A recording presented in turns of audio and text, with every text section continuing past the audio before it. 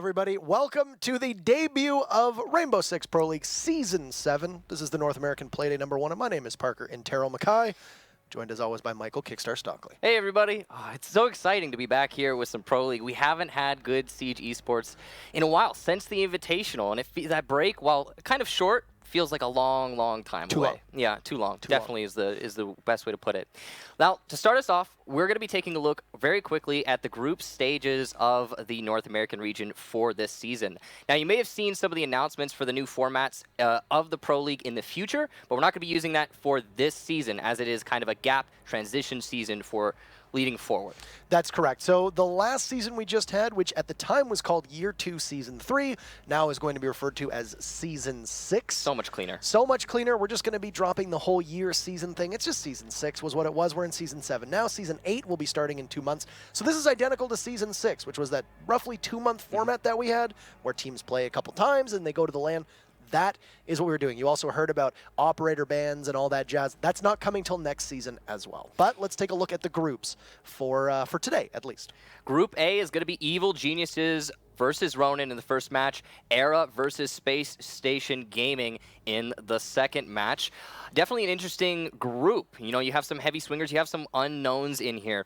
Era did play at the Invitational, but they've seen some roster changes, a little bit of an upheaval there. And the same thing has actually happened very recently with teams like Ronin, who have had some roster changes actually in the last, I think, week or so, some immediate ones leading up into this season. Evil Geniuses, same old reliable, the same guys who made it into the grand finals of the Invitational just a little bit ago. It's, I believe, the only North American teams that have not seen a change yet, other than Rogue and CLG right now, are Evil Geniuses and SK. Ronin had Chapstick depart the team just earlier, actually. It was only an hour or so ago that the announcement was made. He is departing the team. They have 2 new additions as they had lost Peng earlier on. Era and Space Station will be very interesting. Space Station was formerly known as Most Wanted last season, and Ronin known as Onslaught. They were able to come in beating World Best Gaming in relegations. Let's take a look, though, at Group B. This is what we'll be seeing next Monday. We'll start things off with Rogue and CLG. Counter Logic Gaming is formerly known as Elevate. They'll be squaring off against Rogue in our very first match. And then we have SK Gaming versus Bird University. Now, a lot of you might be a little bit surprised there on the SK Gaming being present in the North American region. If you didn't see the announcement, yes, they are a new org. It's very exciting that have just joined Rainbow Six. They picked up the previously known as Flipside roster, then they transitioned to Homeless, but it's pretty much the same group of guys. They've been in the scene since the very beginning, all the way back to Season 1. So a lot of experience on that roster versus Bird University, a team which, experience-wise, they have some of it, but they're a little bit fresher. They're a lot younger, that's for sure. They had a roster change themselves. Bird University, known as Infamy, actually went to LAN in Brazil alongside Evil Geniuses. They had easily depart their roster to join Rogue last season, or actually technically at the end of last season. For the qualifiers, they picked up Mark the Shark, who, if you've watched any North American Challenger League, you would know you don't mess with Mark because you get the Shark. And then also worth noting, we did have some roster changes, interestingly, on Rogue and CLG. They actually did not have any roster changes. So we're going to be moving on to the schedule. So this is what we're going to be looking at today. Ronin and Evil Geniuses will be match #1, and Era and Space Station will be with Milos and Emzo coming up at the conclusion of this matchup. With that said, let's start talking about Ronin and Evil Geniuses. We have an interview primed and ready in just a moment or so. It will be Troy Canadian, the exuberant team captain of Evil Geniuses, who you have seen speak on this broadcast many, many times. And when that interview is ready, we can launch him up and ask him a couple questions, surely not just about the Invitational, but also about this coming season. So we should have Troy's interview up in just a moment. Just a little bit of a delay. No worries, guys. We're still fresh back into the season, yo. It's been a long time since we've had some CG sports. As we said at the beginning. Look at this. We have the new. We have a new back little graphic like there. molten lava. Now, the really colors nice. have changed. I don't know if you guys noticed, but the colors are yellow now. The colors are yellow in the transition stages. And there were 3 yellow teams today, and those colors. It looks so good. The schedule looks so good. Anyway, we do have, I believe, if production just talked in my ear, we do have an interview. So that's going to be him and Troy. We'll be talking to the team captain of Evil Geniuses. Troy, how are you doing today? Doing pretty good. How about yourself? I'm doing great. I'm excited to be able to get back into the swing of things with Pro League. Let's start things off by actually not talking about Pro League itself, but the Invitational, the event that just concluded in Montreal a couple days ago, or a couple weeks ago, rather. First of all, congratulations on second place. I know it wasn't the result that you were ideally looking for, but now that you've had a couple weeks to look back on it, what are some things that you've walked away and were able to reflect on about your own performance, the successes and potential failures that your team had as well? I mean, obviously we're one of the best teams, and like we were right there with Penta. We very easily could have won that match as well, and I don't think they would disagree. Obviously, they were the better team, and they played more disciplined and better in late rounds and stuff like that. So there's no discrediting them or anything like that. But we know like we're right there with them, and we just have to iron out a few things. Mainly like late round mistakes was our main problem. We just have to kind of iron that out and focus on like getting clean late rounds, and we'll be all right. Now, everything that happened in the Invitational was all well and good, but this season starts with a couple new operators that bring some interesting new mechanics to the game that we haven't seen before, coupled with a couple changes to existing operators. From what you've been experiencing in scrims so far, how has your own team been able to adapt to that, and what are some things that you've noticed when scrimming teams in other regions? What can we expect over this season so far based on the new operators? You can expect Lion every single round. And some very fast rounds as well. The fact that you can play Lion and basically you can execute on site really early with no map control and just pop a Lions so that the roamers are basically they're forced not to rotate, otherwise they get outlines put on them. So people will push site extremely fast and have a line going off so that the roamers can't rotate back and support their team. It's honestly not the biggest fan of it, but I mean we're embracing it. I think we're doing pretty well with it. But yeah, Lion's insanely strong. He'll be used every round. Finka is pretty good as well. She's definitely strong, not as strong as Lion, where she's like a must pick every single round and like will have insane impact every single round. But she's definitely strong, and like I said, those like fast pushes, like she can be used for that extremely well. Yesterday in the Brazilian R6 tourney that they have on Sundays, Lion had a 93% pick rate. There was only one round where he wasn't used. It was a phase round where they ran a Monty, a Glaza, Finka, etc. Last question for you: adapting to Ronin. Not only do they have a new roster, but also there's a new meta going on. You kept your roster exactly the same. What are some things that you've noticed about Ronin, the newest member to North American Pro League, and what have you, I suppose, dug up on them while doing the counter-stratting to prepare yourselves for the matchup today? Honestly, we've just focused on our own game going into it. It's like I said, or you said, it's a new meta, so can't really prepare with like stuff from their invitational qualifiers, especially when they're a new lineup as well. So we're just kind of going into it focusing on our game, and then whatever we run into, I'm sure we'll adapt and be flexible and make sure that like we're not like ramming our heads into a wall or something. We'll figure it out, but just focusing on our game for the most part. Well, best of luck today. Anything to say to the fans and viewers before we depart this interview? I'll give you a quick EJ ready! Woo! Thank you so much as always, Troy. Good luck today. Thank you.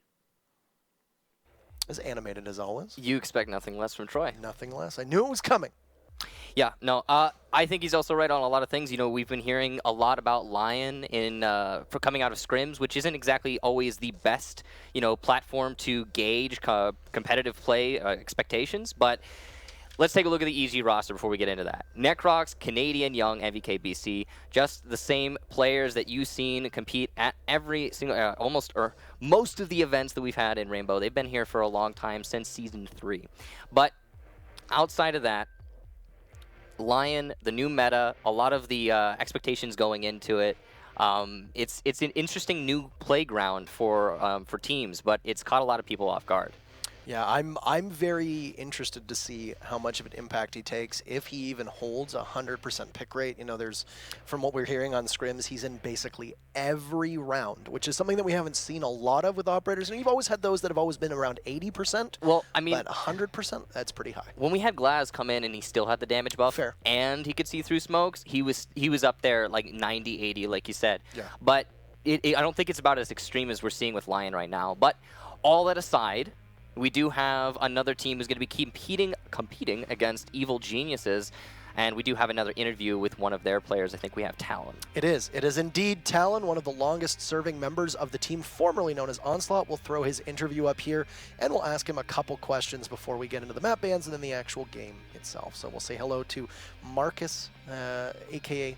Talon. So interview should be ready for you in just a moment. How are you doing, Talon? Good evening. Good luck How's it today. going? How have you been?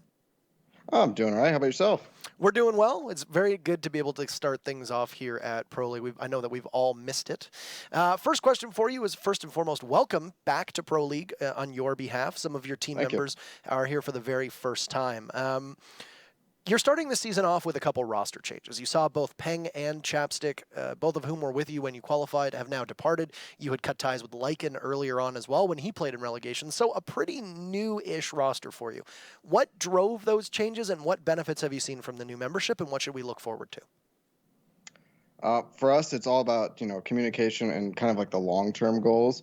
I think as a result of all these roster changes, we're probably going to be a little bit weaker in the shorter term.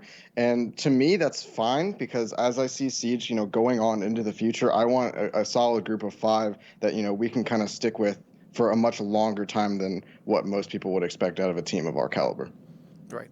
It's always exciting, too, to be able to have those roster tweaks. There's a lot going on right now. I think that with the 6-month season coming up, there will probably be a lot of roster changes happening and roster juggling.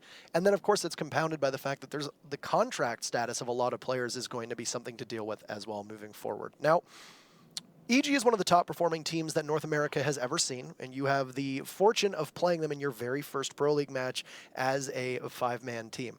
What have you done, the same question I asked EG, to prepare for them, and what can we see about their strategies meshing with yours, and what can give you that edge to defeat them today? Personally, I think EG has been kind of known for playing like the EG game. They've been like, screw the meta. They weren't really too big into like the Ying Glass we saw at Invitational. So it's kind of interesting to see, because it's hard to predict from our point of view if they're going to kind of fully embrace kind of like the Lion, the Blitz, and everything we kind of saw in the BR6 tournament. And so personally, we've been kind of making some last-minute changes and tweaks. Like just all this afternoon, we made, I want to say, 6 different strategies for the maps we're going to be playing today.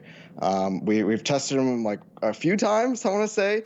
Probably not as much as we would definitely hope so. But we've definitely tested it. We've been there. We're pretty confident that some of our strategies are going to be the best that we can get with as little of time with this roster that we have. And that ties into my last question, which was not only do you have all those roster changes, but of course the new meta and 2 operators that maybe think it might not be seen as much as Lion, but there's definitely been an upheaval to the way that people have been playing this game over the last couple weeks. How has your team seen those changes, and how are you fitting in the roster changes with the new operators and the changes to certain standing operators in the game itself? I think we're kind of lucky because, we've been, with all these roster changes, we've been kind of looking for like a 5-man team that's basically 5 flex players. And I think we're pretty close to that. I think, we've kind of gotten to the point where, if we need to play something, like any one of our 5 guys can switch off to it. I mean, we saw last 2 seasons in Challenger, I've been playing really heavy on flex personally. So you'll probably see me more in that Lion role. But as a team, we've definitely been embracing it super hard, because as, going against, the #1 seed in North America, looking at the 8th seed, I can see the community. They'll be like, no, they're going to get wrecked, right? Well, guess what? This meta, that's not exactly the case, right? Because there's so many like unknown variables, and there's Lion, which he's just crazy. Like he's absolutely insane what he can do and what he can bring to a weaker team. And we understand where we're at. We understand, what position we're in. So we're looking for every little bit that we can try to abuse. Well, best of luck today. I think it'll be a very exciting matchup no matter the result. Anything to say to the viewers and your fans before we end this interview? No, I want to say thanks to the few of you out there that believe in us. We'll try to make you guys proud. Good luck today. Thank you. You too. Thanks. Understanding that there are expectations at play in their matchup. Coming at it with a very real, like you say, understanding of what the expectations are. I think it's you got to appreciate that. But let's take a look at their team sheet. Talon Yellow, Billboard, Cookies, and 9line. Now, they did just switch out 2 players. That would be Chapstick and Peng, who are no longer on this roster, replaced by Cookies and 9line. So, as was talked about in the interview, Talon, he's got an understanding that right in the short term, going against a team like EG, that's going to really hurt them, and I think that much will probably be obvious. But I also like what he brought up with Lion. That does kind of, in a way, lower the gap, the potential for a team to have absolute dominance because of the nature of the operator. It does seem to have shrunk that gap between the teams that have mastered the meta, and Lion is kind of an equalizer at the moment, for better or for worse. Now, one thing about that team, 9line was technically a sub playing. They had a 6-man roster when they first came in, right? So 9line has played a couple matches with them, so there should be some synergy there, but Cookies is a relatively new addition. Has played in Pro League, if I recall correctly, playing with the Omen roster, if I remember way back, a couple seasons ago. Way back. It was about 2 or 3 seasons ago. So hopefully he's got some understanding of the way it plays and they can mesh as a team. Yeah, I mean, there's definitely going to be some experience in competitive play, but when we're talking about right now about as high as you can get in competitive play, especially in North America, and it's definitely going to be a challenge for Cookies to step up. We've seen it before, though. I mean, at the Invitational, we saw Uno from ENTS, who had almost no comp experience, especially very little experience on PC, really stand out for his team. They didn't get as far as a lot of people were hoping, but sometimes inexperience isn't going to hold you back. Now let's take a look at the bans for this match and see where we won't be going. Ronin banning first, Evil Geniuses banning second. They'll ban Consulate, Clubhouse, and Border, which are 3 maps that EG thrives on. Bank is another strong EG map, which, as you notice, was not banned out by them. I think when you're looking at 2 teams like this, EG feels comfortable or confident on about 6 or 7 teams. That's very difficult to deny them what they want in a map ban phase. I'm looking at this ban phase and I'm seeing Evil Geniuses banning preference. That's it. I'm seeing them say, okay, you know what? We don't want to play Chalet. We don't want to play Coastline. We don't want to play Skyscraper, and that's it. I don't think it doesn't look like they're countering, whereas Ronin, on the other hand, almost no, not almost. All of these map bans are counter bans.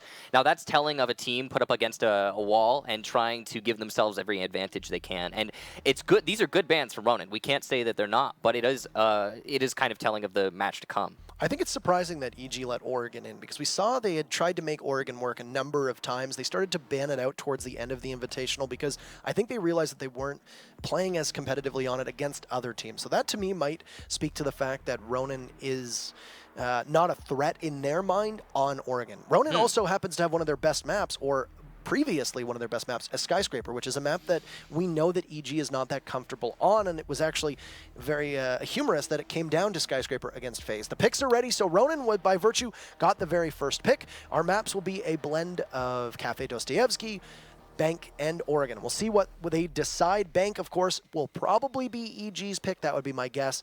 I would wager that Ronin is probably going to go with, oh, wow, that Ronin will actually pick Bank. So that's definitely counter there from Ronin. They put some thought into that. There's no way that they went to Bank against Evil Geniuses and just thought to themselves, oh, we can outdo them on this map. Right. No problem, because as you say, Bank, an EG map.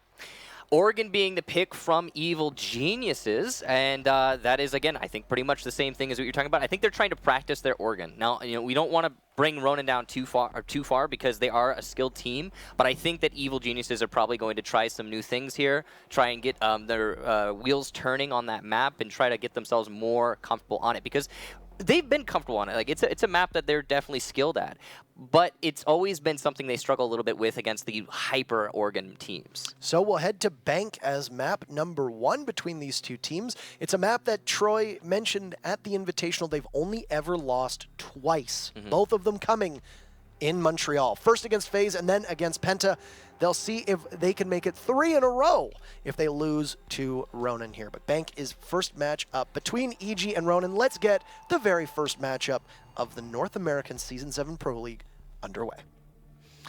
So Bank, if you're not familiar, is a map that has a lot of dynamic play on it, and it is sort of the sort of map you'd see Jackal, for example, come out, where he isn't as favored on other maps like, for example, Oregon, which you see a lot of. So it's nifty always to see it played in that there's novelty in the operators that come out, there's novelty in the strats that are played. For example, 9line here, you can see he's probably going to be setting up a mirror window that faces into A, but all the way back in B.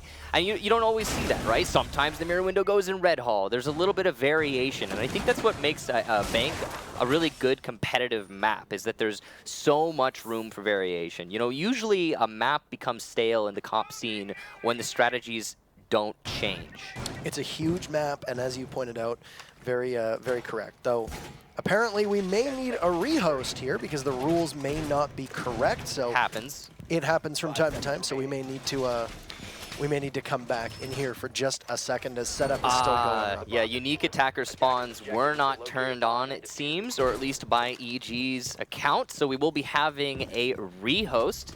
Again, you know, so the third time. We haven't been here for a while, so it's been a while since we've had some Siege competition. You know, you're going to have some rust on the gears, and this is, I guess, just getting back into it. You know how it is. It's an all-new spectator account as well. I think that's that is worth actually mentioning. It's a brand new probably spectator it. account. Yeah, we actually just noticed that. It was I think we were transitioning a little bit there, but all that aside, we're going to be making a new template for the custom games. Then that will be hosted up again, and we'll invite everyone back in. Should take about 4 to 3 minutes. So let's talk a little bit, because we had an opportunity just to see what operators they had originally picked. There was a Lion insta-locked by BC right away, and there was a Mute that was brought as well. Yesterday in BR6, Mira had a 100% pick rate. Smoke had a 93% pick rate. Lion had a 93% pick rate. Blitz had a 71% pick rate.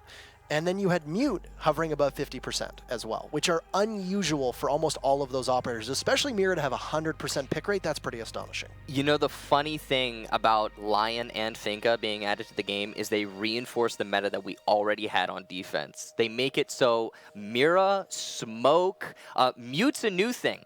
That's cool. I like that Mute is seeing more play. He's definitely a very good operator. He doesn't see a lot of play in the old meta, but now you know he's very helpful against Lion. But other than that, it's just adding on to the layers of the current defense meta that we have from last season. That's all that Lion and Finka are really doing. I mean, Finka less so, of course, but Lion extremely so. And if there is a Finka, you need a Smoke, and he's already played. It's a little bit confusing, but as you say, yeah, it's odd to see those high numbers. There was a lot of diversity on the defensive team compositions. I know it's a bit of a small sample size. We still had Mira up there. Right. There was only 14 rounds that were played on defense, technically, between the two matchups yesterday. But Small on attack, you had operators above 80%. You had a Hibana at 67% or somewhere around there. Which is just mind-blowing. Which is mind-blowing, but Thatcher, Blitz, and Lion were almost always insta-picks. That means that you really only have one flex spot outside of that. We saw some Twitch, we saw maybe some Sophia, some Jackal, we saw Monty, we saw Glaz, we saw Ying, but we're not seeing the diversity in attack as much as we used to. It was defense that was running, well, let's run a Legion here, let's run a Vigil, let's run a Mute, let's run a Jaeger, a Pulse, a Valkyrie. We saw all of these variances on defense, and that, to me, speaks to how the heck do we stop this? Let's just throw everything we can at it and try and see. And I think you're absolutely right. That Mira window is absolutely crucial because you can't move when Lion's ability goes, but if you have a little window there that you can see through, it's not the end of the world if you can't move, because at least you still have vision of what's coming. And you know, we haven't actually gotten to see it play out outside of BR6. In the North American European meta, we haven't seen how these operators are going to play into this into the game, into the meta. And on a map like Bank, as we talked about at the beginning, there's a lot of potential for diversity. I mean, there's so much that could be different than what you always expect, right? And I think, you know, this matchup, we're probably going to see that, especially from what we were hearing from Talon. You know, they're definitely going to try and get into the new, try to do things differently on Ronin. And I'm excited for that. I'm looking forward to it. The question is, how is everybody going to play around Lion? I know some of you might be tired of the Lion conversation. I mean, we've talked about it a lot, and we only just started. But that's what dominates right now in comp from what we've been told from all the teams. So it's definitely, it's pretty much the conversation. Every scrim report is Lion, Lion, Lion, Lion, Lion. That's all it is right now. I would argue, I mean, you mentioned Glaz earlier on. Can you think of another operator that has had this large of an impact and this much required play around him than Lion has right now? Because it just seems like he's everywhere. The first one was Blackbeard, 800 HP shield. Then we had, I think it was, the next big one was Ella, when she came out originally. There was also Glaz when he had the damage buff and seeing through smokes. But I can say without reservation that I think just from the whispers, Lion is probably the most impactful we've seen on the comp scene. I've heard more people talking about Lion than I've ever, like the uproar about some of the other operators, about the changes, or just them being added to the game, the ones I just mentioned, it was pretty big. But I think Lion is really taking the cake right now. And there's a knee-jerk reaction, especially among pros in the game, to immediately assume that every single operator when they first come out is hopelessly broken. Look at Togepi, for example. A lot of people were saying, oh my gosh, she can ring your phone, she can steal the cameras, she's going to be everywhere. People said the same thing about Capitao. I remember when Capitao was just, you know, oh, he's going to be able to, you know, he won't be caught by the Jaeger ADS, and you have to, he's got grenades, and oh, his gun's fantastic, and everyone's like, oh, he's going to be so overpowered, and he came out, and he was really, really good, but it wasn't that bad. So it's possible all of this talk about Lion and all of what we've been seeing on just early on the Lion isn't that bad. All that said, though, all that speculation, and we're going to be getting into the match, which is going to be on Bank, the first map of this best of 3. EG on attack, Ronin on defense, same lineups, same site, and as you can see, there's the Lion, there's the Jackal. I don't think there will be many roamers, which is kind of an interesting thing because Bank, right? This is a roamer-friendly map. This is one of the most roamer-friendly maps, and that's why you see Jackal played here very often. Yet with a Jackal-Lion combo, do you think that Talon, or rather Ronin, is just going to forfeit the roam game, or are they going to try and invest in it? What we've heard from teams in every single region, they're all echoing basically the same thing. It's that you have to have a couple roam because you're going to get pushed on site no matter what. You know that. You have to essentially have somebody roaming early to try and force that pick and hope to goodness above that it's Lion, or else your job on defense becomes a lot harder. So, so if you can get that early pick on Lion, then it's a win. That seems like a sort of a desperation play, and it's worrisome to talk about, but if that's what is necessary, that's what's necessary. And we'll see if Ronin invest in that going into this round. Now, they have seemingly invested somewhat in their reinforcements upstairs, but it just looks like the drop downs. It doesn't look like they're going to be going for a top floor hold. It doesn't look like they're going to be going for middle floor even. Mostly just on that bottom floor are where the defenders lie right now. You can see Canadian coming into the top of Square Skylight. This is going to be the typical beachhead for Jackal. He's going to look for those footprints, try to scan them out, and force the roamers to fall back, of which, again, I don't think there are any. It doesn't look that way anyway. And we're going, oh, there is. There's one roamer. We've got Yellow in small office, and he's going to be moving over to Archive. So he is going to be playing likely a very, very mobile roam game, except, of course, when you see that Lion pop. That's the first Lion we have seen in Pro League for this season, or just in general. That is the first one we've seen. He goes out early. What a lot of teams in Brazil were doing as NVK does get the first kill. That's on the Yellow, so he'll get pinched. He was playing just outside of Tellers on the main floor. You can see he gets taken down there exactly in that spot. It's working in conjunction, as a lot of people have asked, and I think this is a very important topic, is what makes Lions so powerful? Well, a lot of people say just stay still. But that's not easy when you're getting flashed, or pushed, or jackaled, or rushed in by a shield. Yellow just stood still just now, and what happened? He still died because the Jackal track was on him, and they were able to push in. So you've got two abilities at that time. You've got one ability that prevents you from moving, which is Lion's ability. Then you have Jackal's ping, which even if you stand still shows you where you are, and then a third just needs to come in to clean up the kill. That is what makes Lions so powerful, because there really isn't much you can do to combat it if a coordinated team uses it that way. I mean, talk about wombo combo between Jackal and Lion. It's about the most ultimate one you can get where no one can really refute it. There's nothing to counter it. Not really. Now, they still got two Lion charges left. They've opened up both doorways. Young tries to go in for that backwards turtle plant onto the site. One of that, look at that wall completely opened up by Ronin right there. We'll have another Lion charge go out now, and that will stop them from moving. That buys you 4 seconds of that 7-second defuse time. And it looks like it actually might go down. It doesn't look like Ronin are in position to counter the defuse plant, and it will be planted in default. That means Evil Geniuses need to hold the post plant. In a 4 versus 4, it's looking pretty good for the attacking team. And the last Lion going to be popped here. Canadian elsewhere will take out Talon. Ronin going to have to struggle to get this retake. And there's no real chance for them to be able to get back on site. You know, the Talon moves, he gets felled, Billboard coming up the stairs. They're going to have to get real aggressive knowing that EG has control of the hatches, but no way. They just have it locked down, NVK and Necrox from above. There was no way out of sight for them there. You had lost 2 earlier on. At that point, not a lot of opportunity to battle back, and EG's going to take round number 1, and you see how they use those 3 Lions. The first one for Roam Hunting to eliminate the singular roamer of yellow in combination with the Jackal. That worked out beautifully for them. The second one to cover for the default plant in the corner, which normally is extremely easy to counter with C4 and gas canisters. You saw Ronin attempt it, but they got stopped by the Lion. The third one for the post plant to secure the round. A beautiful pace there for the Lion and Evil Geniuses overall. Very well-executed attack there, and Ronin clearly feeling that new meta, not able to struggle and counter at all. So those are 3 perfect opportunities to learn as to how to use that Lion. Now they're going to come back to us for just a second here as some things get set up inside of the game itself. So talking about the presence of Lion is, we hope to not be a broken record. We'll try to point it out when it pops up. It's but the new meta.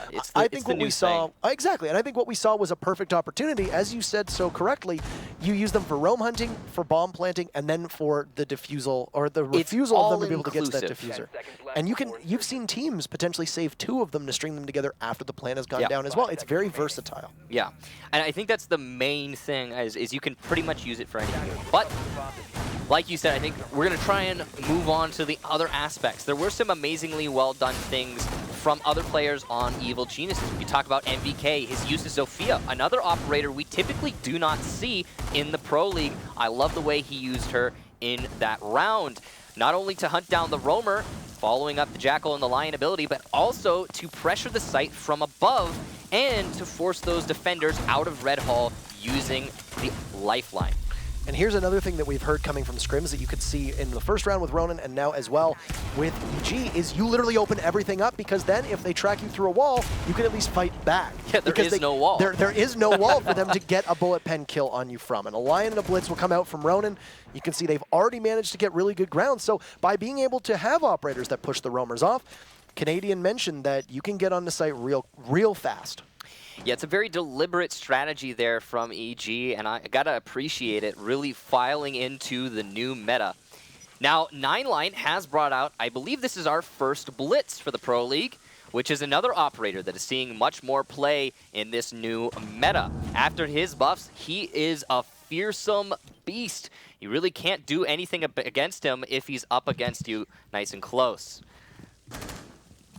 Now, Ronin going to be taking control over the server room, and they do not have a Thermite. They have a Habana, which means they're going to be able to open up drop-downs, but they won't be able to get that default wall unless they negate the drop-downs. It's a choice they're going to have to make. 9line eating a C4 that was likely from BC, and he's going to be put on 1 HP. Whether or not the defense knows it, that's going to mean he goes down to 1 or 2 shots to the hand from most guns. Here comes the push though, smokes and gases in response. 9line goes down, well done there from Necrox. It's gonna be a stall out as C4 goes to delay. It will actually get a kill. Cookies also bites the dust, and now Ronin going to force it by rushing yellow in, but it's not gonna be enough. BC on the window gets that kill as well, and Ronin struggling in this round to get a kill in response. Now, as much as we do talk about his presence, I think it's important to note that it was a 50-50 split yesterday in BR6 for attackers and defenders as well. Right. So, I mean, even though you're running a Lion, the defense was still winning half of the rounds, and I think that right now might hold on. Evil Geniuses has not had a single death so far. You've got Billboard and Talon left with just 30 seconds to try to break that trend, and they don't have much. They still have 1 ping on Jackal's ability, and then you have 1 of the EE1D as well from Talon's Lion. They'll juggle the diffuser. There it goes. The final EE1D, and they'll look to plant. And they'll just stand and wait. NVK shreds Billboard. It's all up to Talon to try and take 1 down, but a second flawless round in a row from EG. Overwhelming. Yeah, a good job there from Evil Geniuses, and they prove themselves as versatile or as efficient on defense as they are on attack. Now, we've seen 2 basement holds so far, and I think that's telling a little bit of the meta. I mean, I think I recall Evil Geniuses being one of those teams that really likes to mix it up and go to other bomb sites on bank. I think we've seen them do CEO a couple times, even at the Invitational, if I recall correctly. So they're the sort of team that wants to do things a little bit differently. And on that note, we've got two very different things coming out here, one from each team. On Ronin, we've got Cookies using Cav, which is an operator that I guess you could say she has her own wall hacks, maybe to counter Lion. I think maybe the idea here with Cav is, remember you talking about earlier, you said you have that one roamer, and he looks to hunt down Lion, and that's his main objective. Cav might be the optimal operator to fulfill that role, because the wombo combo of having a Jackal and a Lion is inert with Cav. And I think that's just them responding to that Jackal. However, there's no longer a Jackal on Evil Geniuses. They've instead brought a Montagne, the other weird thing for this round. Got Canadian moving off onto the Twitch. The only worry that I have about a Caveira here is that typically you don't have one entering solo. Usually there's at least somebody close enough behind, and with the drone work, you usually know where the Caveira is. So, I mean, it's a high-risk, high-reward style play, but I don't know if it's going to be as successful. It might just also be an act of desperation. I don't know. Gohan actually ran a Caveira for FaZe yesterday as well. So, I mean, maybe there's just something about this map in Cav. I mean, it's entirely possible. This is, we talked about it at the beginning, a roamer-heavy map. MVK, for the second time in a row, on attack, gets the lead-off frag for his team. Billboard, who was seemingly the server hold, not going to be able to delay. Actually, that's the smoke as well. So that's a lot lost, but even more lost for the attack as BC, the Lion, goes down. And that's the roamers doing their job, surely. Despite the early frag from NVK, you got to say that this is leaning in the favor of Ronin early on. And that's funny to say, because Smoke, of all your operators, you lost Smoke, and it still feels slanted in the favor of defense. Just a readjustment now as they've managed to open up one of those walls. That is a deliberate choice. There's no way a team like Ronin would just simply overlook that. Yep. They've also opened up both of their mirrors, but Young just rushes right in. He's that Montagne. He will literally be a beachhead. A C4 sails over top of him, using that hip fire of the pistol, trying to take it down, but NVK and Necrox eliminating 9line and Yellow, as NVK, who's having a great day so far, that'll leave just Cookies. The Cav trying to get back on site will feed a couple bullets into the shield of Montagne, and the diffuser going down in the background. This is not ideal for the Caveira. NVK pops up, he'll get shredded, still has a tiny bit of health. We'll take one of those lifelines, and Cookies finishes him off before Young does the rest of the work. A hip fire, I believe. Indeed, and that is just EG right now bullying Ronin. And look at that. Yeah, Young standing in the middle of the room. You could see he felt absolutely in control in that engagement. And Evil Geniuses likewise, as they are now 3-0 to Ronin. And they will be moving up to Executive Lounge CEO office. See, there it is. That's what I was waiting for from EG. The top floor. Let's see if we can see who is where on that scoreboard. Marsu, if you please. Thank you very much. And as you can see, NVK really, as you said, standing out for his team. Yeah, and look at that. The only 2 kills for Ronin came in that round. Yeah, so they've been struggling. It took a while, and Cookies was able to take NVK out at the very end of that round as well. Now, we gave the team that was known as Flipside credit for the strat, because a lot of NA teams did not run upstairs in CEO office, but it seems to be something that I'm actually has pretty become sure. Didn't it come from Latin America? It may have, but Flipside was the very first, I would say the predominant North American team in our scene to make it popularized. Oh, and then EG and Flipside scrimming each other a lot. They asked for credit. So I will give, they demanded credit, and they will get credit where credit is due. So if you are, if Flipside is listening, you get it. NVK struggling with that Valkyrie cam right now. Going upstairs is a site that seems to be more viable than we had assumed in previous seasons. Why would that be? Oh, well, I mean, there's a lot of reasons why it could be. Reason number one is you get down into a bomb site like the basement, and it's the same strat over and over and over and over again, right? You have variation, sure, where you put your mirror window in Red Hall, in B bomb site. What you gonna do with that? You know, you can change those things. But it gets to a point where the predictability is the main part of your strategy, where there isn't really that much you can change. And sometimes making something hopefully new on, like for example, going up to the top floor and trying to reinvent how the map works isn't exactly a bad thing, because usually it's seen as a bad thing just because it hasn't been explored. So exploring that sometimes gives you a little bit of an edge. All that aside, though, there's also the operator changes that we've been seeing a lot of lately. Those always play a big part in the sites you like to go to, and I feel like Lion, who has just gotten the first kill of this round, that's NVK down very early, is going to be an operator that I think actually would help you more if you're defending if the enemy is defending the basement. So he gets a kill, immediately pops the EU1D, and now they can push a little bit harder into the site without anybody being able to run out and contest them. Yeah, and MVK also, just that all that aside, it has been playing amazingly well for this match. So having him out of the way is going to, I think, be a breath of fresh air for Ronin, that's for sure. 4 rounds, 3 shields. The only round that we didn't see a shield was in round number 1, 2 blitzes, and 1 Monty so far. These are just for people who I know will be stat tracking to a certain extent. Another EU1D will go out, and they are now in mid-rotate. So you have just under half the round to go here. Nothing that's really happened is he managed to take NVK, who was just playing a little bit aggressively offsite. So this is interesting. We have a Jackal and a Lion on Ronin's side right now. At the same time, Necrox is safely roaming in the basement, and it doesn't look like Ronin's aware of that. And as I say that, from the bottom stairs, Necrox gets 9-line before being refragged. But surely eliminating the Blitz has got to make EG feel a lot more comfortable anchoring in the site. And as Canadian aggressively peeks into the main hallway upstairs, Yellow will go down. That's not supposed to happen. Peeking those angles are super dangerous. Run reaction from Young as he gets lit up through the dresser. But he's in a good position here to stay alive. Holding the angle, sees the thermite. What are you doing? Cookies looking the wrong way. And Canadian to finish it off. Evil Geniuses match point, defending the CEO office on Bank in absolutely dominating fashion. For a little bit there, it looked like Ronin had a foot on the ground, but they lost it. The other thing, too, to really keep in mind is strategies and tactics aside, how brisk this has gone. Yeah, it's been... Rounds are ending almost a minute sooner than we're used to. What do you think this has been like about a 7-minute, 8-minute match so far? Regardless of, or not the rehost counting. I would say probably around, I don't know, probably around like 10 minutes tops. I think we played minutes? maybe 10, 15 minutes, somewhere I think in that window. Maybe, I could be wrong, but I feel like that's what we're looking at right now. And yeah, it's 4-0 and it could be a very quick matchup, sure, but rounds, the action is taking place and we're usually seeing the first entry kill go off within the first minute now, which is okay, that is not that abnormal.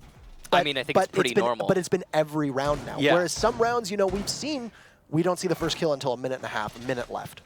It also kind of looks like a hot knife cutting through butter right now, as Talon is the only one for his team who has really gotten any kills. I mean, bring up that scoreboard one more time, please, Marsu, I'd appreciate it. As you can see, 3 and then 1 kill for Cookies.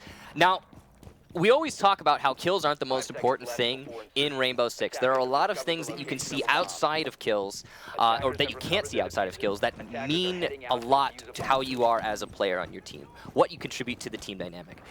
But if you're not getting enough kills to like win a round, then it becomes a bit of a struggle. And Ronin are certainly struggling. Now, they've got potential here, that's for sure, but they're going to need to start showing it more apparently in this match. Now, also worth noting, this is a map that Evil Geniuses is very comfortable on. They really do like this map. Despite it being, I believe it was the map pick from Ronin, yes indeed it was, it is one that EG is comfortable on. Once again, I think tying back into the fact that EG probably won that ban phase just at face value. Now, take a look at what Ronin is doing right here. I like this. They are defending heavily inside of open area. You've got Billboard and 9-line there. 9-line will deliberately move, too, to try and draw people out. You can see they're using that angle that was brought around a while ago, where you have the impact holes in small office. Ooh, from above, NVK and Canadian get 2 kills. 1 for each.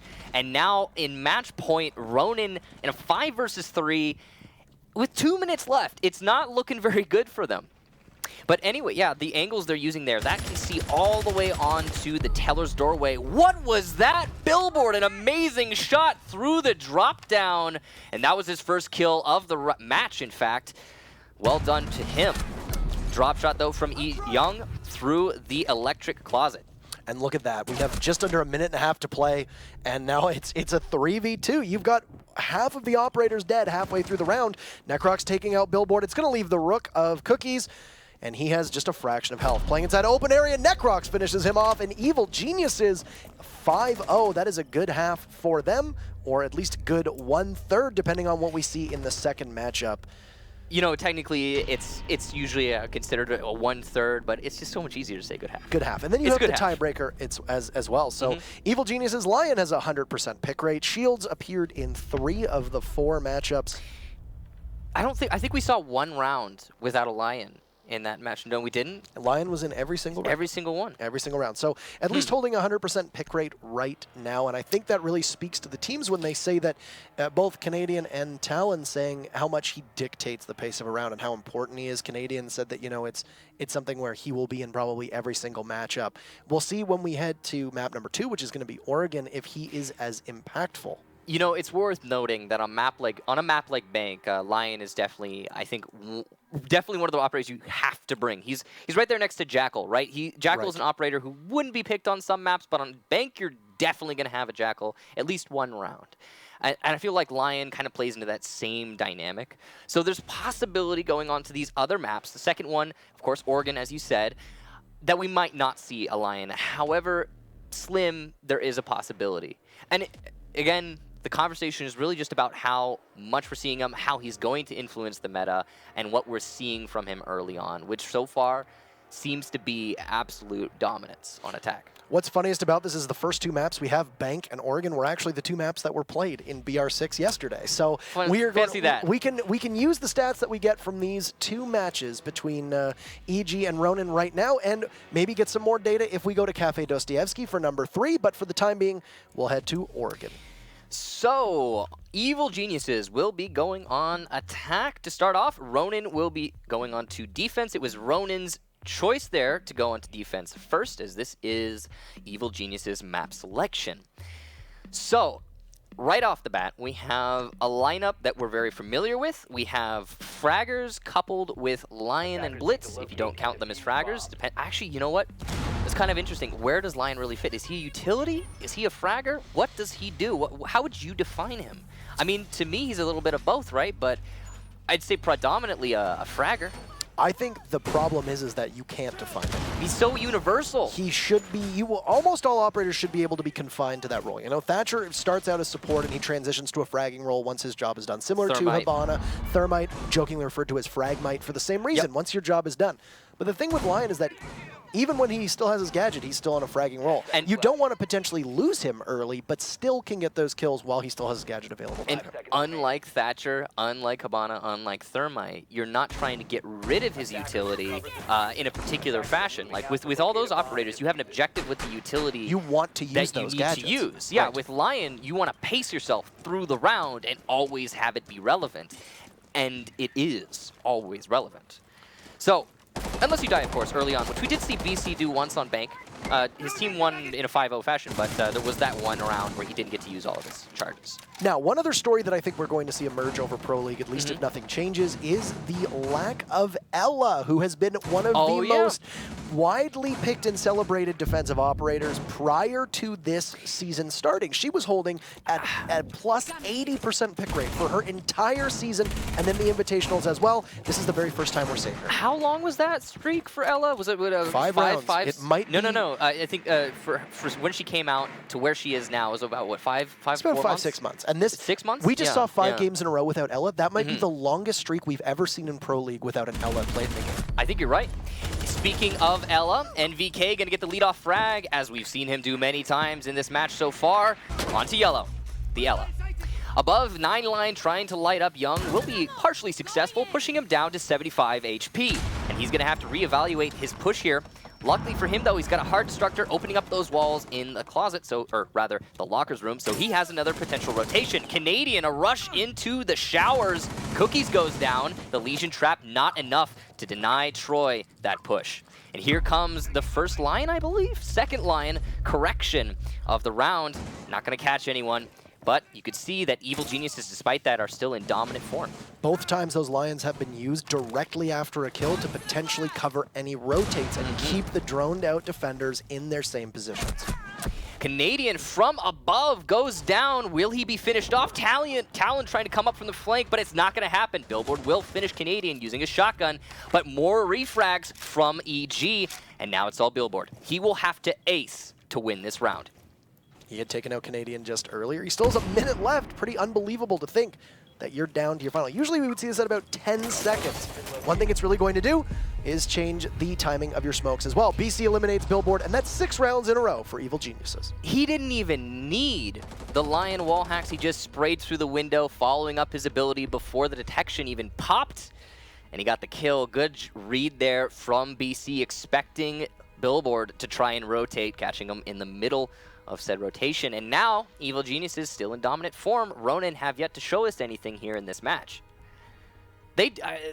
I'm sure they're going to bring something out. You know, in the defense of Ronin, we have to reiterate that they have just seen 2 roster changes the day prior to this match, which is it's a pretty big upheaval. I mean, you can't overlook that. If you take a look at Ella's edition a couple seasons ago, take a look at Ying and Legions, take a look at Dokapi and Vigil. None of them, I mean, yes, Ying had a pretty significant impact. Yes, she did. She was at above 50% pick rate for the first couple weeks that we saw her, but then as the season went on, her usage started to decrease. Capitao started to come in favor, and it wasn't until the Invitational that we saw Ying's usage surge back to the top. But as you mentioned, this is like a whole different game at this point. Where's Capitao? You see Blitz, you see a Lion.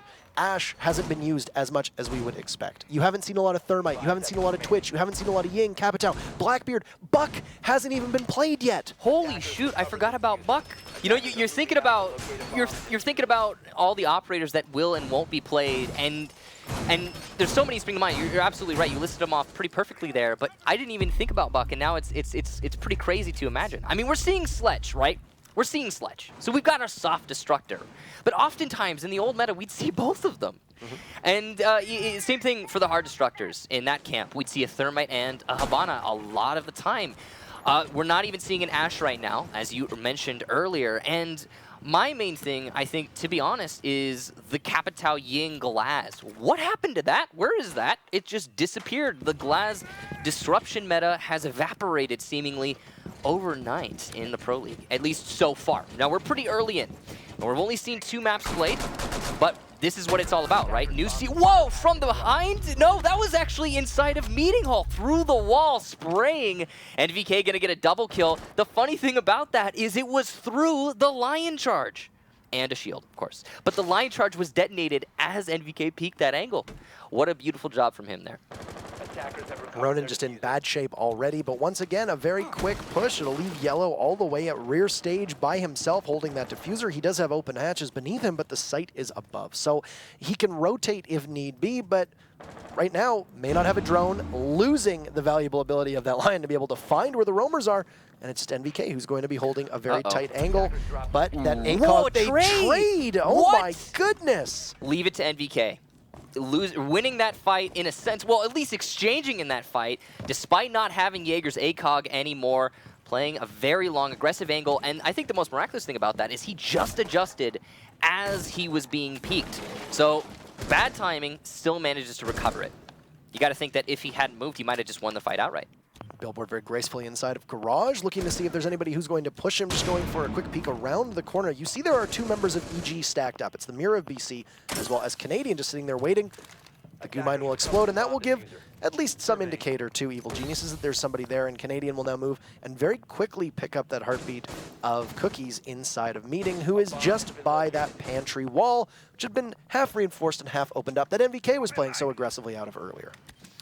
So this is one of the latest running rounds we have seen in this match so far. With only 30 seconds, it is the team Ronin who is back against the wall overall, who have their back against the wall yet again in this particular round. And they're going to be only just now, with 20 seconds, opening up this closet wall.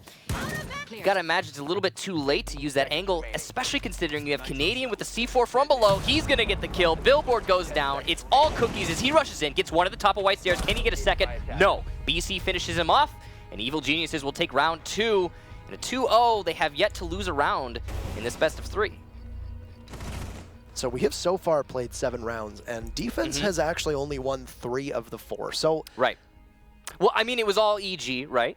To be fair, yes, all 7 have been evil geniuses. Yeah. It could speak to just the imbalance between the teams, sure, if there is one there, but I think it's very interesting that it's not the attackers winning every single time like we had potentially expected. It is that Lion is, as an operator, maybe oppressive to play against because you can't really do much to counter him, but that's his trait as an operator. That is what he's designed to do, but it's not a surefire win for the attackers because right now, yes, it's still all evil geniuses, but the defense have won 4 of the 7 rounds. You know what's kind of funny to me? We're seeing defense at the top floor outright from both of these teams. That's their clear favorite. At the same time, we just talked about how the smoke meta seems to have evaporated, just kind of dissipated, and yet that was the direct counter to the basement hold. So you got to wonder how fearsome this lineup is that we're seeing right now from Evil Geniuses when attacking the basement to make it so, despite the smoke meta not existing, neither of these teams wanting to go downstairs. I feel that Lion's ability emboldens teams to go downstairs because there's so much to hide around that you as an attacker can't get as much value out of his gadget as, or rather, you know that the attackers can't get as much value out of his gadget by going upstairs. Defense, defense is easier to hold off on him than it is to go upstairs, I would wager. That's a good, yeah, I would agree. But still, I mean, the smoke meta, the disruption meta, it's gone now, or it seems to be so far. We'll hold off on that. There's still plenty of potential for it to come back, and yet no defense of the basement. I find that, it was the direct counter. Just realized I mixed up my sights. Yeah. I meant to say that the basement is... I know what you meant. It's easier to defend upstairs against a Lion than it is against downstairs, was what I meant to say, and I mixed up my sights. It's just a question of, is Lion more proficient than Smokes? Yeah. Anyway, Canadian inside of the garage. He's going to be looking down into the main hallway. There was a defender in that position, but he's just checking it briefly. BC actually spraying through. If there weren't another wall that was likely reinforced inside of kitchen, he could have potentially gotten some bullets down onto the enemy, but no one playing inside a cafeteria, so he will find no target now. Canadian looking to maybe push in through the main lobby. This could be a very advantageous push if followed up by a Lion, which you see detonating right now. Talon, though, gets young. That's the blitz. No shield for EG. BC will reciprocate. And as you can see, Canadian trying to pinch into the kitchen. Coming up from behind, will the kitchen defender expect this, or will he be caught off guard? There is no barbed wire in the doorway, and as he peeks, oh, the timing! Canadian, unfortunate, but pushes into showers and gets Cookies, who is looking the wrong way. Almost was able to get the second GIG, and that was Yellow, who was playing inside a kitchen, as you had mentioned. Took out Cookies quite well. Now Canadian can push unabated. Once again, very quickly, that Rook for just a split second gives his position away, but he blind fires Yellow. What a kill as he fights back before BC trades it off.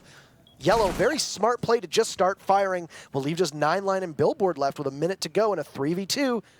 Still winnable for the defense. I think he was trying to fight BC in cafeteria and just happened to have Canadian walk into the spray. Billboard, an aggressive push, will light up NVK, not finish him off though, and he's gonna vault. Ooh, that was a little bit of a misplay. And NVK, the double kill, gets 9line as he goes for the repeak. And Ronin will put themselves now with that aggression into a 3-0 on Oregon. Evil Geniuses looking very dominant here. Continuation of that trend. Ronin are certainly struggling here. Again, you have to talk about how they've had some changes recently, and that's going to adversely affect them. But still, it's pretty bad. I think the one thing to take from this is, yes, it is currently an 8-0. That is not ideal to find yourself in. But No. Talon specifically addressed the fact that this is a situation where we may suffer in the short term, but we will feel better in the long run. That's a really and that's good, something they need to be able to take from this, is that number one, you're facing one of the strongest teams that has ever played this game, and probably right now the #1 team in North America, though I think...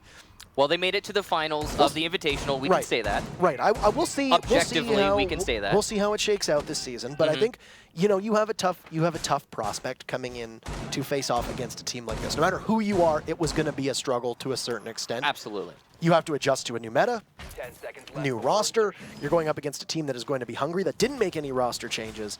And yeah, we see a Blackbeard and a Dokkaebi though, just as a side note for the very first time coming out on attack. So you've got a Blitz, a Lion, and a Dokkaebi, and they're just going to immediately pop that, and they're just probably going to sprint right in. I imagine that this is going to be a very fast round no matter who wins. Yeah, absolutely. 9line catching Pulse off guard in the main lobby. Talon from behind using that DMR will get the headshot.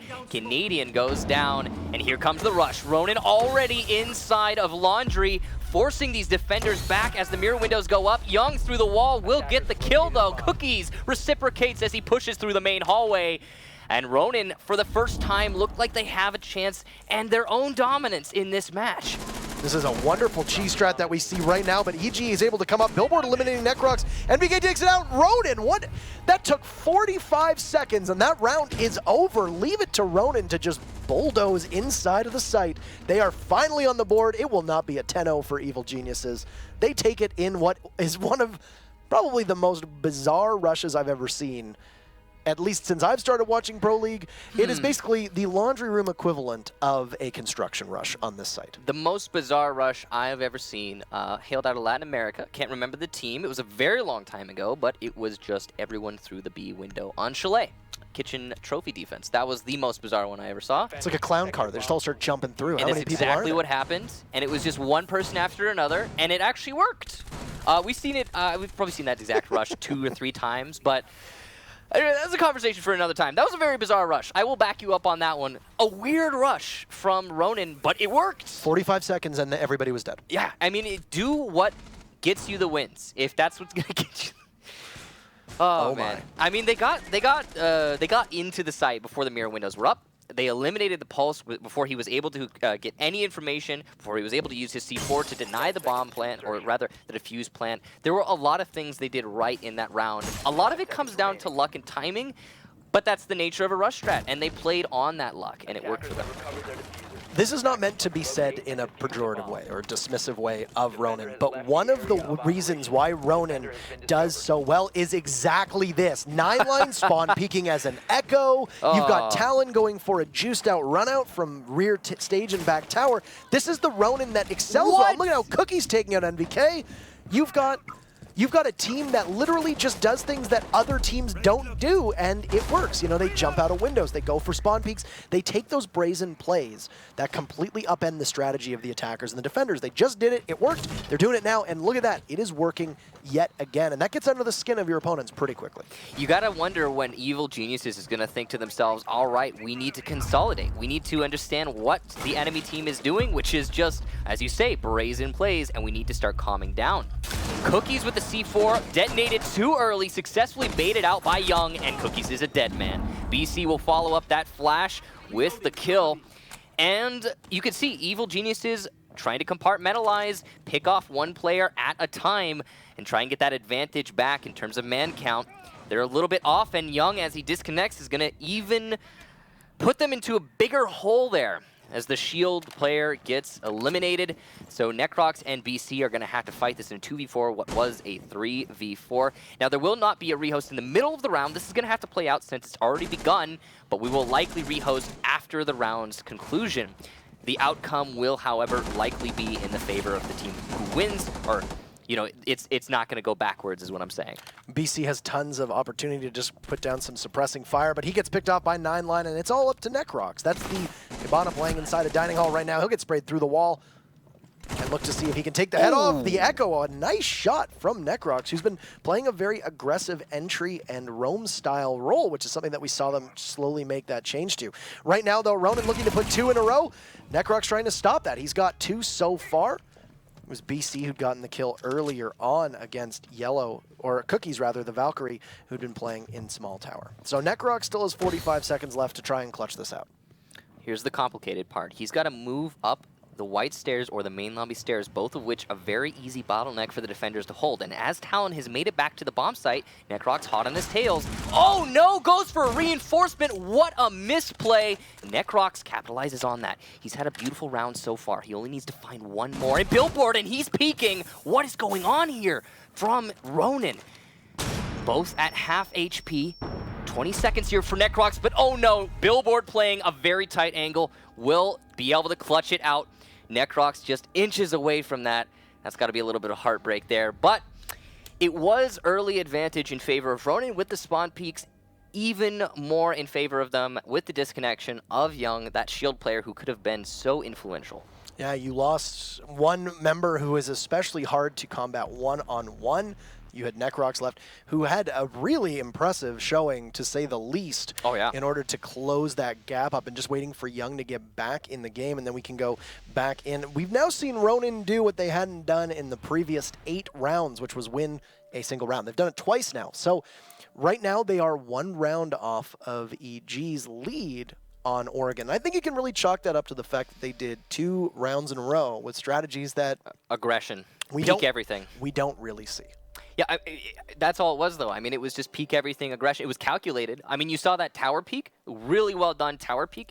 You had double ACOG on that corner, and the Doc was baiting for the Echo, who was playing the window inside of tower. So Doc's going to be detected outside. You're not going to be peeking the window. You're going to be waiting for the Doc to come back, but you won't expect someone to already be there. So that was really well played from Ronin. Those spawn peaks were pretty choice, but it just comes down to EG getting caught off guard. And the thing is, EG's not going to get caught off guard again. I mean, there's no way. That's Ronin's play style. That's, if you've ever talked to teams that have scrimmed them or played them, or when we watch them in Challenger League, or you watch them in relegations, or you even watch them in the Rainbow Six Invitational qualifiers, that's how Ronin excels. They jump out of windows, they shoot through walls, they blow you up in ways that you're not expecting, they play operators that do silly things. You've got an Echo, a very valuable operator in the final minute, and you've got him spawn peeking. That is a huge amount of utility that you could be throwing out the window, quite literally, if you get killed while you're spawn peeking.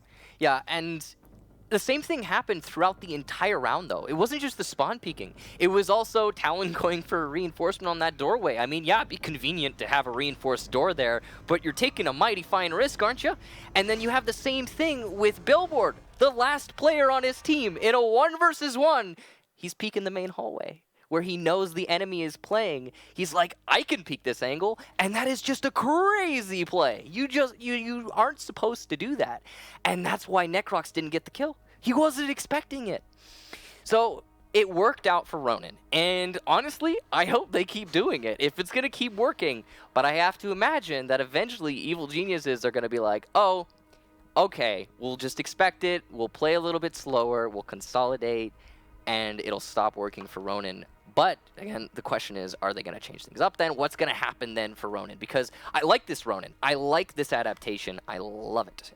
The last 2 rounds have probably been the 2 most exciting rounds that we've seen in this entire matchup so far, rounds 9 and 10. Yeah. And now that Young is in, we should be starting in just a moment, going back into the action. Still playing on Evil Genius's map. They lead 3-2 at the moment, but Ronin, I think, after losing 8 rounds in a row, surprising people by literally playing a style of gameplay that might not be seen in Pro League all that often. It's been a very exciting and riveting, and you've got to imagine that they have some momentum on their side as well. So in just a moment, we'll launch right back in and get underway. We're still potentially 2 rounds away from this being over. EG leads 1-0. They had won on Bank by a score of 5-0. The story right now, Lion still sitting at a 100% pick rate, shields in almost every single round, and rounds ending a minute sooner than we are used to.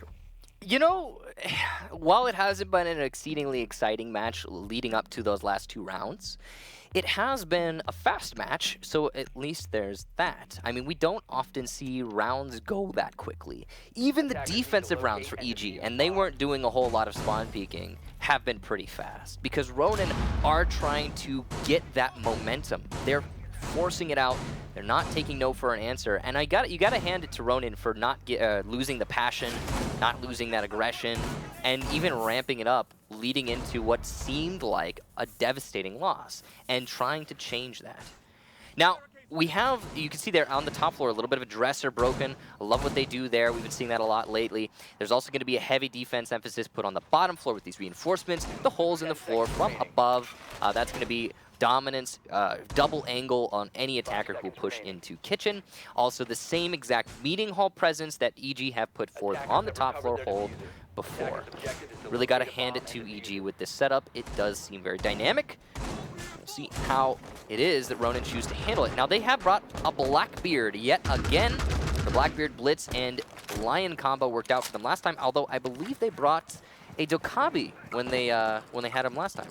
Indeed they did. And I mean, they just literally blasted their way into sight like a rocket ship, Yep. and there was nothing to stop them. They had the Logic Bomb and Dokkaebi went off right away. You had the EE1D of Lion also going off. You've got a Blackbeard there, which you really can't disengage from, as it's only 2 to 3 shots from that DMR to take you down. DMR is so good. And then you also have a Blitz that's just running over He's in you. your face.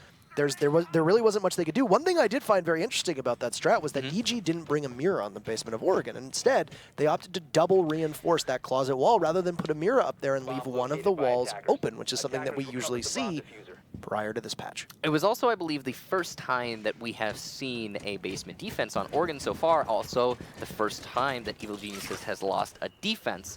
So it's possible that it was... Well, no, it's not really side preference. Let's be honest. It was the rush strat catching EG off guard. But that could have played into it just a little bit. Again, they were really slow on their setup on the site. Mirror windows only just going down. All that said, we are actually defending the top floor now from Evil Geniuses, and there is no rush from Ronin. So this is a round that's playing out a little bit differently than ones prior. Young gets detected at the top of White Stairs, but he cannot be shot. Talon will get Necrox elsewhere. He can, in fact, be shot. A rush into the top of White. Young will get the first kill for EG, but it's still a 3-on-4 as 2 have come in the way of Ronin.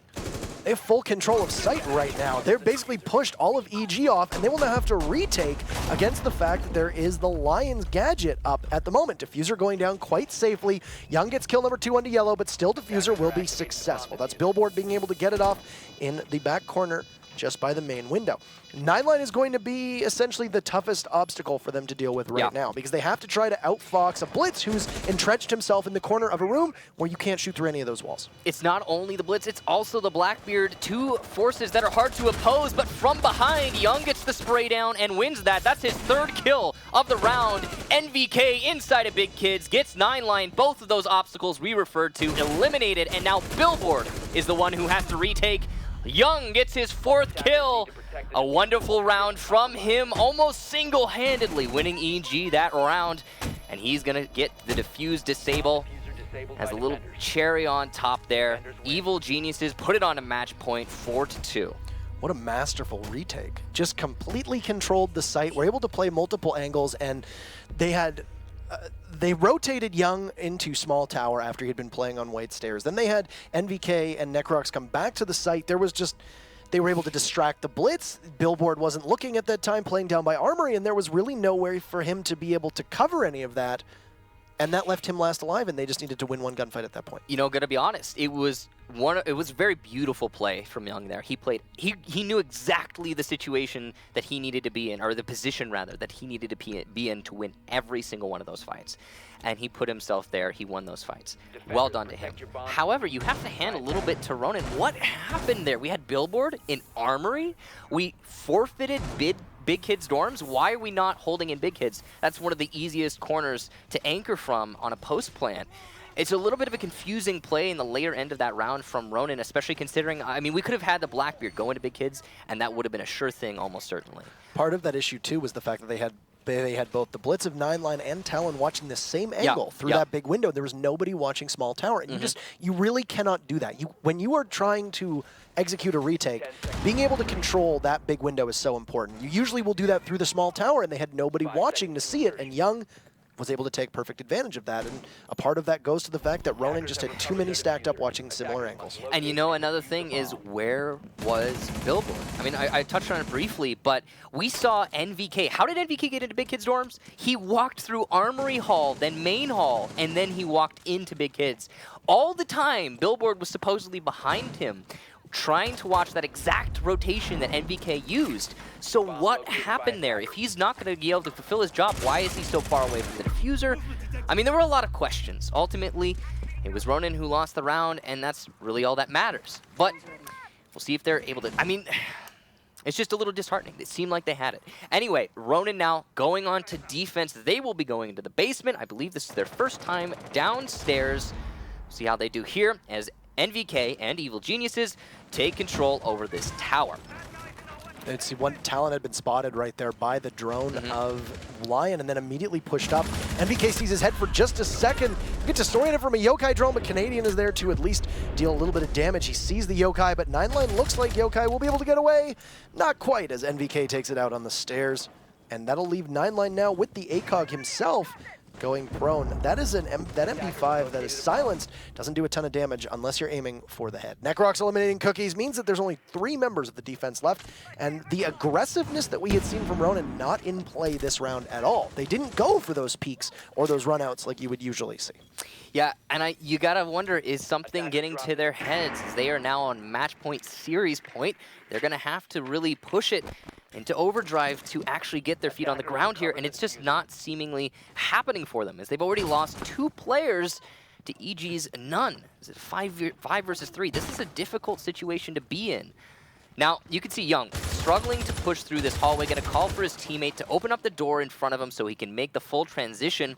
Necrox holding the flank from Attic, but Yellow is positioned in just that location. A good spot, potentially, for the late game. As Billboard gets the first kill for Ronin, NVK will lose all potential disruption in this round. The lifeline not going to be utilized. So, there is still a chance here for Ronin, as here comes the flank from Yellow. He drops down from Meeting Hall. He gets spotted from Necrox playing on the back of the rear stage, and the last EE1D will go out. Canadian picks off Yellow, leaving just 9line and Bill on site, and Bill gets kill number 2 as Young falls. He gets punished by BC. It's all up to the Echo of 9line, who has just under half of his health. This is match point. EG will advance and to the loser's bracket, and one potential matchup away will be Ronin, as Canadian eliminates 9line, and Evil Geniuses wins by a score of 10-2 in what was a very brisk 12 rounds. Every single one of those rounds, as you said, went pretty fast there. No matter what, we had Ronin being aggressive pretty much throughout the whole match. At the end there, you could, as you said, they toned it down a little bit, but still, they played an aggressive game, roaming inside of Meeting Hall and never giving up on that. Good job to Evil Geniuses to read the plays from Ronin, seeing that, okay, 2 rounds, we got a little bit complacent. We left open too many opportunities for the aggression from Ronin to work, and locking that down very quickly. Also not overextending. The perfect execution onto the construction tunnel, where they only just took control over tower, knew they didn't need Meeting Hall, and simply waited out for those flanks. Ronin played their best when they literally took their brains out of their skull and started jumping through windows. And I really wish they had kept doing that, because I think it probably could have given them a bit more longevity in this actual game itself. If it works, you know, I mean, keep doing it. If Evil Geniuses are going to struggle against that, then use it. But all that said, the match is over. We have one more match for you guys today. But that's it for us. We're going to toss to a break, and we'll see you guys later.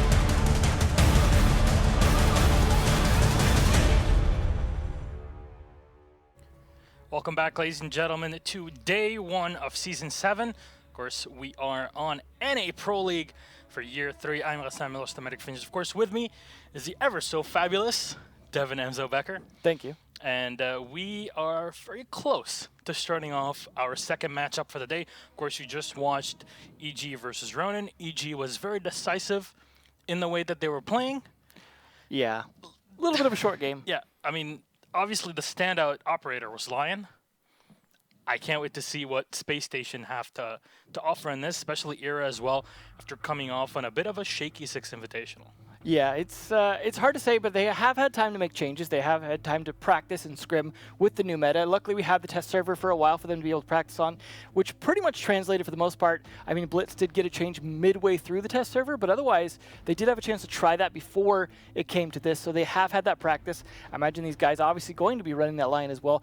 Surprisingly, we didn't actually see Finka, I don't think, the entire last match. So it's just mostly just been that one operator, but it's also affected the other operator picks, as Kixon and Tara were talking about earlier. Some of the other operators we're seeing a lot less of, some we're seeing more of, like Blitz. So it is not just that one operator. We talk a lot about the one operator, but there's more to it than that. As they've said before, it's really changing like the whole way people are playing this game. And as they're saying, about a minute shorter for a lot of these rounds. So definitely a different style right now. That is very much the power of intel. Again, if you can spot where your opponents are and plan ahead before you rush onto a site, then you have all the information that you might need. So maybe this very much will be played heavily into the hands of one of our two teams. Well, I'm hoping to see a lot more Vigil then. We did see a little bit on the tail end of that last game, and I'm hoping to see a bit more of it in this matchup here. But it's hard to say. I think it is a good counter as well. Maybe some more Mute as well. Really hard to say what we'll see depending on what the maps are. It's really going to influence what operator picks we'll see. I'm surprised we even saw Caveira. Yeah, that was, as we were discussing backstage, I think outside of Latin America, that was the first time we've seen it in Pro League, probably ever. So it did get one kill. I'll give him that. He almost could partially clutch it, I suppose, but give him credit for that, considering how few kills there were from that entire team on Bank. So. All right, so we're getting ready for our interview in just a sec. Yeah, there we go. Got the word. We are ready to go with our interview as Space Station Gaming are in with Chala on the interview. So, good evening, Chala. How are you? Hello, I'm doing great. How are you? I'm pretty happy. I mean, it's the start of Year 3. It's the start of Season 7, and your second matchup for NA. I mean, yeah. You guys have had the change in org from Most Wanted to Space Station Gaming. Has there been a change within the mentality of the team other than just an org switch and a tiny change in the team? I mean, we also made a roster change with Dave since Leo had to retire. But, I mean, we're sort of repping a more professional org, a bit of a bigger org. And I think just having that, we want to give it our all and definitely put their name out there and give a good name for ourselves and the org. So, how have you guys been adapting to this meta? Because we saw earlier, I guess you guys were also watching the game where Lion was used and to some extent abused as well, even yesterday when we saw with BR6. I know we can probably not ask about specific strategies, but what do you think are the strongest spots to use Lion in, or like stronger operator picks to have around him, at least from your own experience so far? Well, Lion is obviously very powerful. He pairs really well with Blitz, Ying, just sort of in your face, get in fast. Definitely very good for going for plants. Like if you pop it right before you go for a plant and then try to get that plant down, the defense can't really do anything because they can't run up to throw their smokes or C4s or anything without getting spotted. So, it's very powerful in that sense. So it is mostly like a timing use. You have to time every single one of your moves before you hit in. Yes, for sure. You can't just pop it whenever and expect it to do the work. You have to. It's sort of a teamwork operator, but it's very powerful once your team gets it down.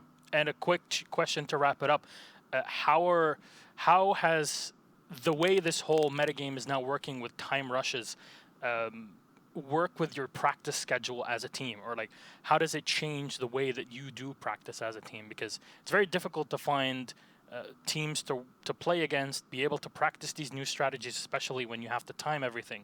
Is there like a specific way that things are done, at least nowadays? No, I think scrims are just the same. You just practice and execute over and over, see what works, see what's not, see where the loopholes are, and same with defense, like what is causing you to lose the rounds, and try to fix those and adapt, and just find the best ways to adapt to this meta. All right, well, we'll see if you guys have found a way to adapt in your next up game versus Era. Thank you very much, Chala. Thank you, Milosh. Good luck with your next game. Thank you. Love seeing those guys in their jerseys. We saw Talon in his earlier. It just speaks to the status of this game in terms of all these guys at home wearing their jerseys, not just when they're on the stage. And I think it is great to see. Yeah, it feels like you're always immersed within the game, that's for sure. And you see the lineup for Space Station Gaming with Thinking Nate, Trippin, Dave, Chala, and Redeemer. Of course, as highlighted before, Dave is the new bring up. Yeah, he's been on the team off and on as more of a sub, but losing Leo, I mean, he did play longer than he planned to and tried to help the team out as long as he could, but did, I think, have to piece out a little bit for some health issues. And that is unfortunate because he was a pretty strong player on this team. Dave's not a slouch, but that is going to hurt a little bit. That being said, though, obviously they're going to try and prepare against this specific team and hopefully catch Dave up on what they're going to do in those strats, as there has been a lot of scrimming going on for all these teams. I mean, they've had a lot of break with the Invitational and stuff like that, lack of a season. So they have had a lot more chance to scrim, but also a lot less professional practice. Yes. So it's a little bit hit and miss in terms of what this is going to do for the team. But King Leo will be missed, unfortunately. Yeah. Now, unfortunately, that's what you get when you have to go through some time with no real professional play. But we do not have an interview for Era, unfortunately. But let's take a look at their lineup for this matchup. Come in here. Yeah, we've got Bosco, Snake Nade, my man, Crazy, and Gurmy. Now we've got Snake Nade playing just this first match here before he's actually going to be switched out with Benji, an old friend of Snake's that also had played off and on some teams, kind of someone like Janon that had kind of been one of those sort of fill-in subs occasionally. But he does have some decent skill. We'll see how well he'll gel with Era, but Snake is going to be playing for today. They did manage to pick up Crazy as well, so that should be interesting. He's been kind of a little bit of an off and on player, but they unfortunately did drop K9 and Super, who I guess maybe we're struggling a little bit during Invitational, so hopefully these adjustments will work out in their favor. But it is definitely going to be a little bit last minute for them, as we were talking about with the other teams. They've made a lot of last minute changes. Obviously, Ronin was in a little bit of a worse spot than Era is, so Era, made some of these choices a little more consciously rather than losing some players last minute. Yeah, they had to go through 6 Invitational, and then we saw what happened with Era there, when it basically forced them to make the change. That's kind of taught them a few things as well. We've talked before about how going to these LAN events teaches you so much. It wasn't the first one for them. They went there previously as Excellence, but that was a very short run due to Penta being their first matchup, and so they didn't get as much experience out of that one as they would have liked. Invitational, though, they got to play a lot more matches because we had the lead up 3 days going into it before, so they were able to get some practice during that. Unfortunately, still, again, probably not as much as they would have liked. Okay, let's see if the practice has indeed paid off. Let's check out our bans and picks before we start off with our matches. So you see Clubhouse, Coastline Bank, Skyscraper, Chalet, and Consulate have been banned out, which leaves us with Border, Cafe Dostoyevsky, and Oregon. It's been very interesting seeing how teams have been picking out Cafe Dostoyevsky. Yeah, I mean, this is the same what we saw last match, except for Bank swapped out for Border. So let's see how our picks are going to happen for this one. Border, Oregon, and Decider on Cafe Dostoyevsky, with Era starting on Attack Border. Of course, Space Station on Attack on Oregon. It's going to be very interesting to see, at least this time, as you said, we don't get a Bank first of all. We start off with the Border. It'll be interesting to see how the metagame starts, because Finca has not been played as much as Lion, that's for sure. And it's mostly because we've only been seeing maps where smoke is a big part of the defense. So far, the only time I even remember seeing it in BR6 was from FaZe running it and just barely avoiding the smoke as well on Bank. Yeah, and it was specifically in that plant spot downstairs where the smoke is such a big thing, but just barely missing that smoke made it ineffective. But it was definitely a situation where I could have seen that pick backfiring on them. So it is to highlight this, the reasoning why is that normally it takes the 6 ticks to get killed by the smoke. Now it takes 3 ticks if you have your Finca ability activated. Yeah. So that's something what you're usually going to do. Let's be honest. Yes. You're really going to use that ability. It's not something you're going to just, oh, let's wait for a very specific moment. A lot of times it's going to be combined, like we've seen a lot of times with Blitz, for example, is they were talking, and Chala was talking about some of these rush operators or these operators that could get really in your face. Combine that with that adrenaline boost and the recoil boost, the ability to get through barbed wire faster, all those sorts of things in the additional health. And I think you're seeing a situation where I'm almost surprised we haven't seen it too much. I feel like maybe it's just a case. Yeah, it might just be map dependent, and also might be a case of where they're a little afraid of the downsides as well. The Legion, because Legion was played quite a bit in the match we just saw, and so it is something that will disable that, as well as the smoke being a thing, as well as Echo disabling it. We did see a little bit of Echo as well, so it's a more of an iffy pick. I think the line, which has almost no downside in the sense that you can pretty much utilize it without affecting your teammates in any negative fashion. Yeah, it basically only gives you positives. The Vector 308 has a bit more recoil, but otherwise, controlling it with the ACOG is a bit complicated at times. Maybe it's just for me. Yeah, I don't think we saw anyone with the DMR running it last match. Yeah, it'd be interesting to see if that's... Honestly, I think we were watching it yesterday on stream and then playing it later. M417 with Finka Boost has literally no recoil. Yeah, so it'll be interesting to see how the recoil affects things. I noticed the SMG-11 as well, if you're running it on Sledge, becomes like a laser when you have that boost. We saw FaZe running that on the Sledge, and Sledge is a pick that, is kind of a situational one. Sometimes people like, or just a style preference. Or maybe you just need a fifth operator and you just lock in Sledge. Or it's either him or Buck. But now you've got the, if you're bringing the Finka, the boost, I think I actually start to see maybe leaning a little towards Sledge versus Buck. I mean, maybe it affects the C8 pretty well as well, but the SMG-11 with a recoil boost is pretty nice to have. It's a death ray, to say the least. Yeah, keep in mind, this is still day one, so in terms of exploring the different ways that the operators and the abilities, new stuff that we have in the game with different setups as well, we're literally right at the start. Yeah. And there is so much more to see. After this opening week is definitely going to be very experimental. That's the least that we can say. Yeah, I mean, and it's nice to see that just because you pick line, you don't auto-win attack. We've still seen a lot of 50-50s and things like that. We saw in BR6, we saw pretty much 50-50. Mostly that was due to no wins for most of the maps on Ronin's side, but still, it's not an auto-win, it's not a guarantee, and we have yet to see Border on it, so, and maybe Cafe as well here.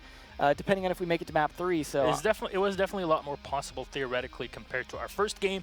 But we are going into Border map number 1 in this best of 3 series. Remember, it is Era Eternity facing off against Space Station Gaming in our second best of 3 series. Looks like Era does want to bring in that Ying still, deciding that it's effective on this map none the least.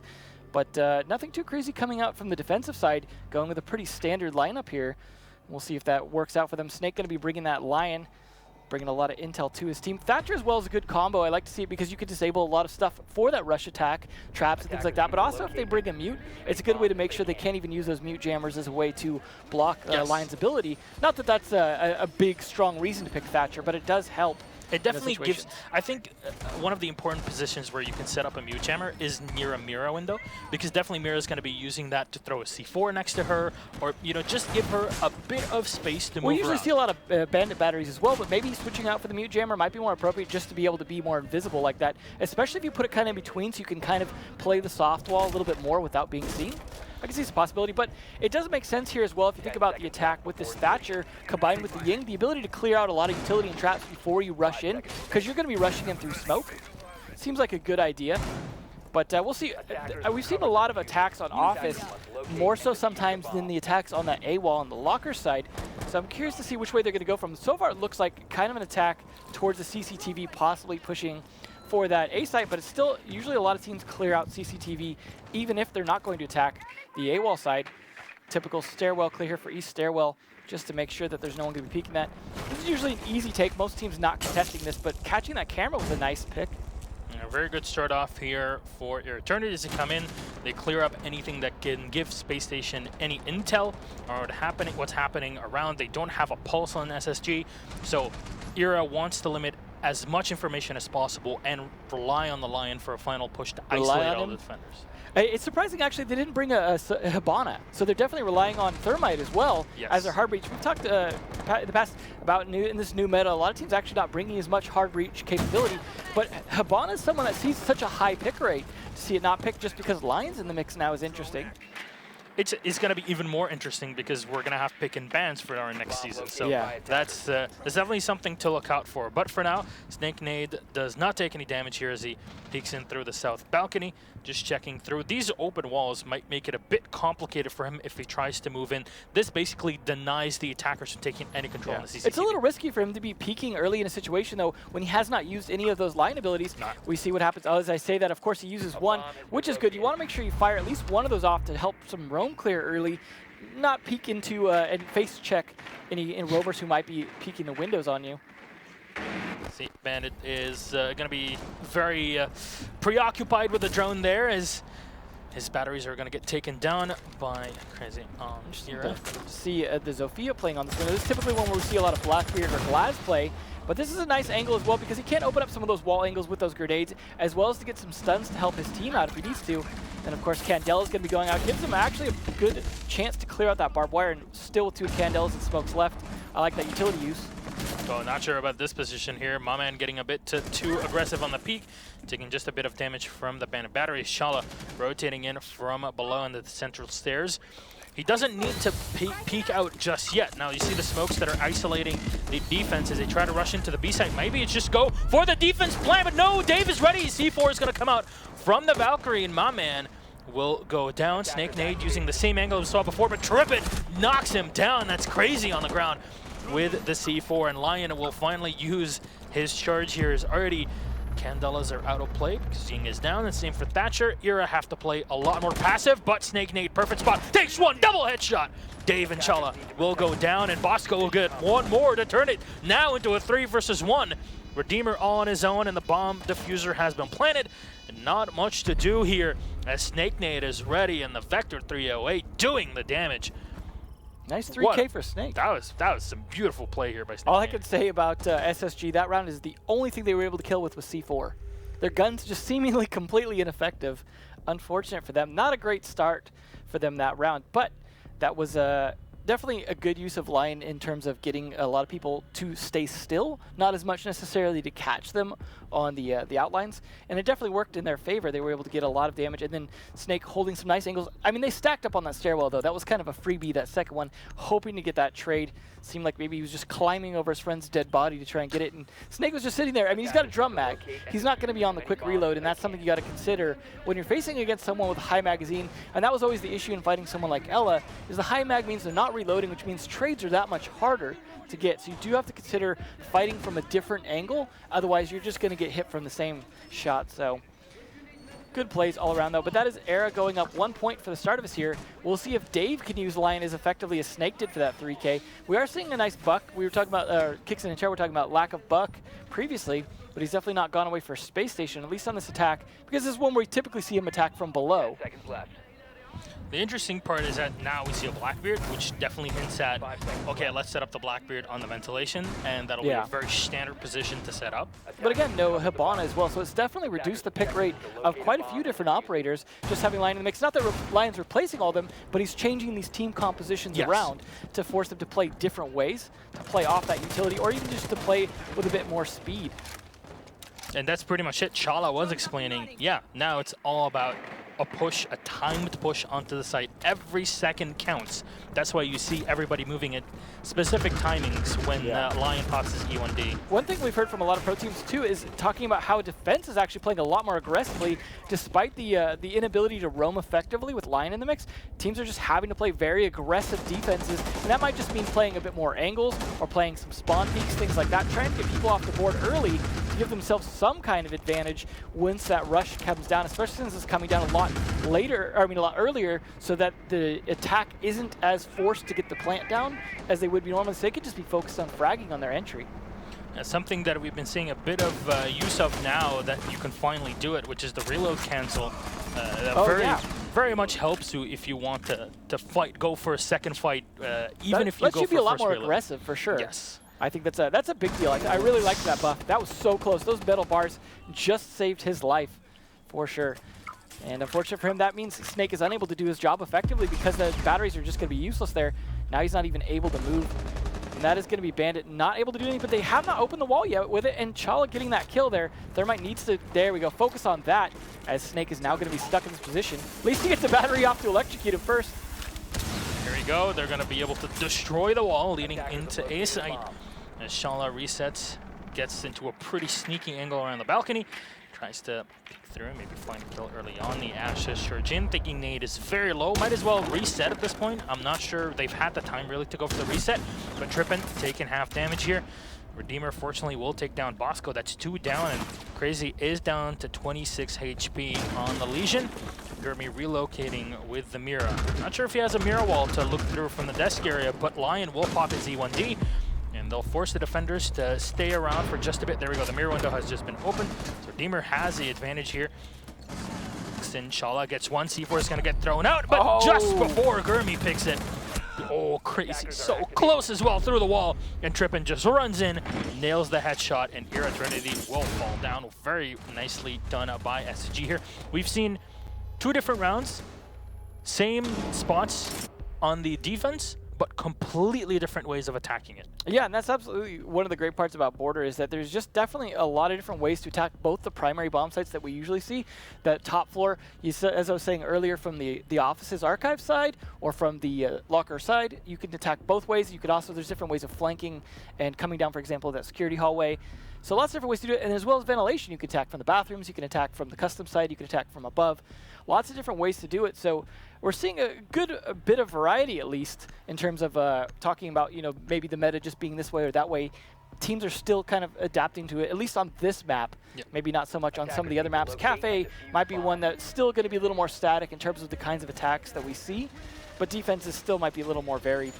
But keep in mind our first round here was Snake Nade to the 3K and Lion.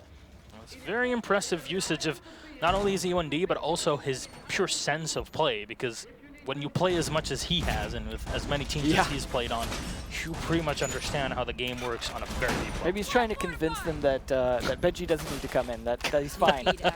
I mean, he still could stick around, so it's definitely possible. But his old buddy K9, unfortunately, was one of the players who did leave, so one less buddy here for him to play with. 5 seconds. But nonetheless, I think some of these pickups were decent. I mean, Crazy can be a little bit off and on, but he can be a strong fragger as well, as we've seen for some teams, depending on how he's playing and who he's playing against when he's on those 3-speed operators. So I don't think that was a terrible pick. But he's playing Thatcher here in this case, which, you know, you can underestimate as a fragger, but we've seen a lot of good fraggers on Thatcher, which is just always an odd thing that you don't necessarily expect. But seeing a lot of Zofia play here from a lot of teams as well, which is something that just plays into that aggression, the ability to use that very powerful gun combined with the ability to open up walls and things like that, similar to the way Ash does. You've got 6 charges, 2 destructibles with the lifeline, and then you have your flashes to go in. You can time them, you can roll them in. There's so many ways to play Zofia on a very technical, high level of technical play. And a big reason of why you would play Ash in her stead is because you're a 3-speed and you have a really good gun. So it's just different ways of playing two operators that are very similar, but once you get down to the technical parts, they are extremely different. Yeah, and this is, again, we're seeing a lot of these lineups, again, with missing Ash, with missing Hibana. There's definitely a lot of change-ups on these attacks, but Ying seems to be one that they really want to use on Era. That seemed to have worked fairly effectively the first attack. So far, both times, attacks of one we were talking earlier about how it doesn't always go attack-sided. So far on this map, it has always gone attack-sided for at least the first 2 rounds, giving both teams a fair shot at this with 1 point each. But now that that wall's opened, this is where stuff, ooh, look how stacked up they are. The 1 C4 could be all it takes. They've really got to watch their flank in that CCTV. Lion also going to be able to help with that Snake. Actually on a far flank here, trying to, it looks like he might be downstairs, trying to make sure that that area is secure, but I'm not sure anyone's roaming down there. A little bit hard to tell, but I would imagine at least one player would consider it at some point, but they seem to all be stacked up upstairs, which I think they're a little concerned about roaming with Lion still in the mix, which is a fair thing to do. Very much so. Here, Bosco is just going to be checking their behinds there, making sure can't get pushed too easily. And they're going to time these smokes. Flash Looks even like the he hit him in the back. There we go. Shala has barely any knowledge of what's going on. You see the smoke popping in, as well as 2 of the 3 candelas being thrown. You see the rush from Mamen. There's a big reason of why you time this with a Lion, because it makes Ying even stronger with that full drum mag that you can just go in and throw down bullets into any of the defenders that dare to move the last second. Now pop it, but the ADS will protect it inside. A Snake gets 1 on Dave, eliminating the 1 the one Val, basically, the one player that was running around the map trying to find an entry, but Snake is so low on HP, he has to be very careful. 18 seconds on the clock, and push has to come here. My man rushing all the way in, peeks in, but Chala's ready for him. Gets one kill, and he's using the mirror window to his advantage, thinking Nate gets one. And now they try to rush in with the Thermite, who gets the kill. Gurmy with a double. Can he get the third? No, he cannot, and Trippin' Redeemer will save the round. And Space Station Gaming, with barely any HP left, will pick up their second round on the board. First defensive round, that means we're going to see Ventilation probably next. I mean, that's not a sure bet, but definitely more likely now to see a different bomb site. I would have to say, I think probably the #1 reason, and it sounds small, that they lost that round was Thermite carrying the diffuser instead of Ying. The reason why you have Ying go in for the plant is it doesn't matter if they're blinded by the smoke. Ying doesn't get blinded by the Candela flashes thrown out, whereas everyone else on the team does. And smoke can still provide a little bit of fragging power from the side and just be able to spray in, even if nothing else. But the Ying ran in looking like he was ready to go for the plant, crouched down even right where he would do the plant, and was like, oh, whoops, I left the briefcase with my buddy Thermite. And so they lost that round because they just ultimately stalled out when they had all the actual attack power there. All the smokes were out, all the Candles were out. I don't know if that was just a misplay on their part or just a case where he was hoping to do more. So I don't know what going in and crouching in there was going to do other than if he was going to try and hang out. But yeah, it was possibly a mistake, possibly because they might have wanted the Ying to rush in and get kills, but because the Lion E1D did not detect anyone, then the Ying was just like, oh, what do I do now? I have no information. I love seeing this much Legion play. It's nice to see him played a lot more. He's one of those operators, they did buff a little bit when they improved his ability to get some more traps and recharge them faster, so he's a little more effective during setup. As well, we're not seeing him on a ton on roam, though. I mean, obviously, roaming's a lot more risky now, but it's good to see him used for intel so that while the attackers get a lot more intel from flying, defenders are getting some as well. Honestly, I think that is really the best way to play. We were talking about this literally the instant he came out with a few teams that realized immediately how to play him. Just play around your traps. Yeah. That are, you can use them for information, you can use them to protect the sites to anybody that comes in. Plus Blitz is more of a thing now as well, Exactly. not to mention the disabling of Finka, so there's just 2 more reasons to play him. Legion man represent. Yeah, right. The fist bump. So it looks like they're going for an offices take here rather than taking on the locker side that we just saw from the last round and some of the other rounds. But this is one that really depends on getting control of offices and then fighting around fountains, which you see Snake and Gurmy there trying to defend. Pretty typical setup where you're going to have Snake playing that bandit to deny the Habanas, but Gurmy getting taken down is going to be a little less effective because now he's got to worry about those grenades himself, and that is going to take out his batteries. He's got to fight people now from the cross as well. Look at him trying to get that angle. The battery's going to make it hard. Oh, taking a bit of damage there, even on top, but C4 from below, just delaying it just enough for my man to get in position with the pulse and landing 1 kill, trying to peek on the Habana.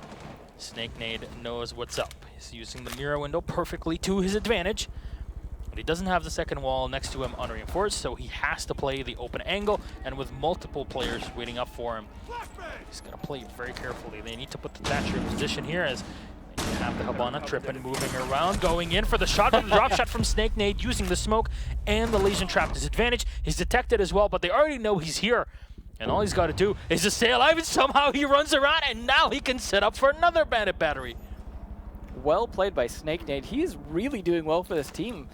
He was someone that self-admitted that he wasn't doing that great anymore and kind of wanted to retire a little bit, but he's been performing for Era so far. So far, so good, and Bosco will land the headshot on Dave. He tries to go in for the rotation, leaves it with Chala, very low on HP on the Thermite, and the Lion with the Redeemer alive. And you see the pop in, even no sights on the Vector, easy kill for Crazy. And Chala so low on HP here, barely on 25. Snake Nade might just go for the peek, does a bit more damage, and ends. Chala drops him to the floor. Great defense, and honestly, Snake Nade, he held his spot, but the smoke from behind and the Legion traps were set up so well for him. The entire setup for the defense was just perfectly executed. Yeah, it was good teamwork. You were saying earlier that you see a lot of that soft wall, for example, on the other side of the fountains there, so that you're able to shoot through it and play like we typically see with a lot of Miras. But reinforcing both of them leaves you in a position where you have to fight that one angle, but he played that to his advantage and even managed to cross when they weren't expecting it due to all the smokes and everything. That was great. Seeing our first fuse should be interesting, though, on this particular map, but they know they're going to be attacking probably ventilations, so it does make some sense here. It does look like it's going to be ventilations. That's going to at least probably clear out some utility, help out for a push down, especially if you go to clear, for example, before a hatch drop, something like that. We'll see what they're attacking, but they are bringing Thermite, so that leaves the ability to attack the bathrooms. And then the Blitz here should be fun from my man. I mean, this is the setup that you would typically see. You have Dave that's going to be on the castle, so this makes it a lot more difficult for the attackers to get into the bathroom. That's most likely where you'll see the Echo being set up as well, because it is so difficult to peek through there. Or you can see him playing close up to B, where it's all up to a Buck, for example, that comes in. But here we've got a Fuse. Bosco picks this one up.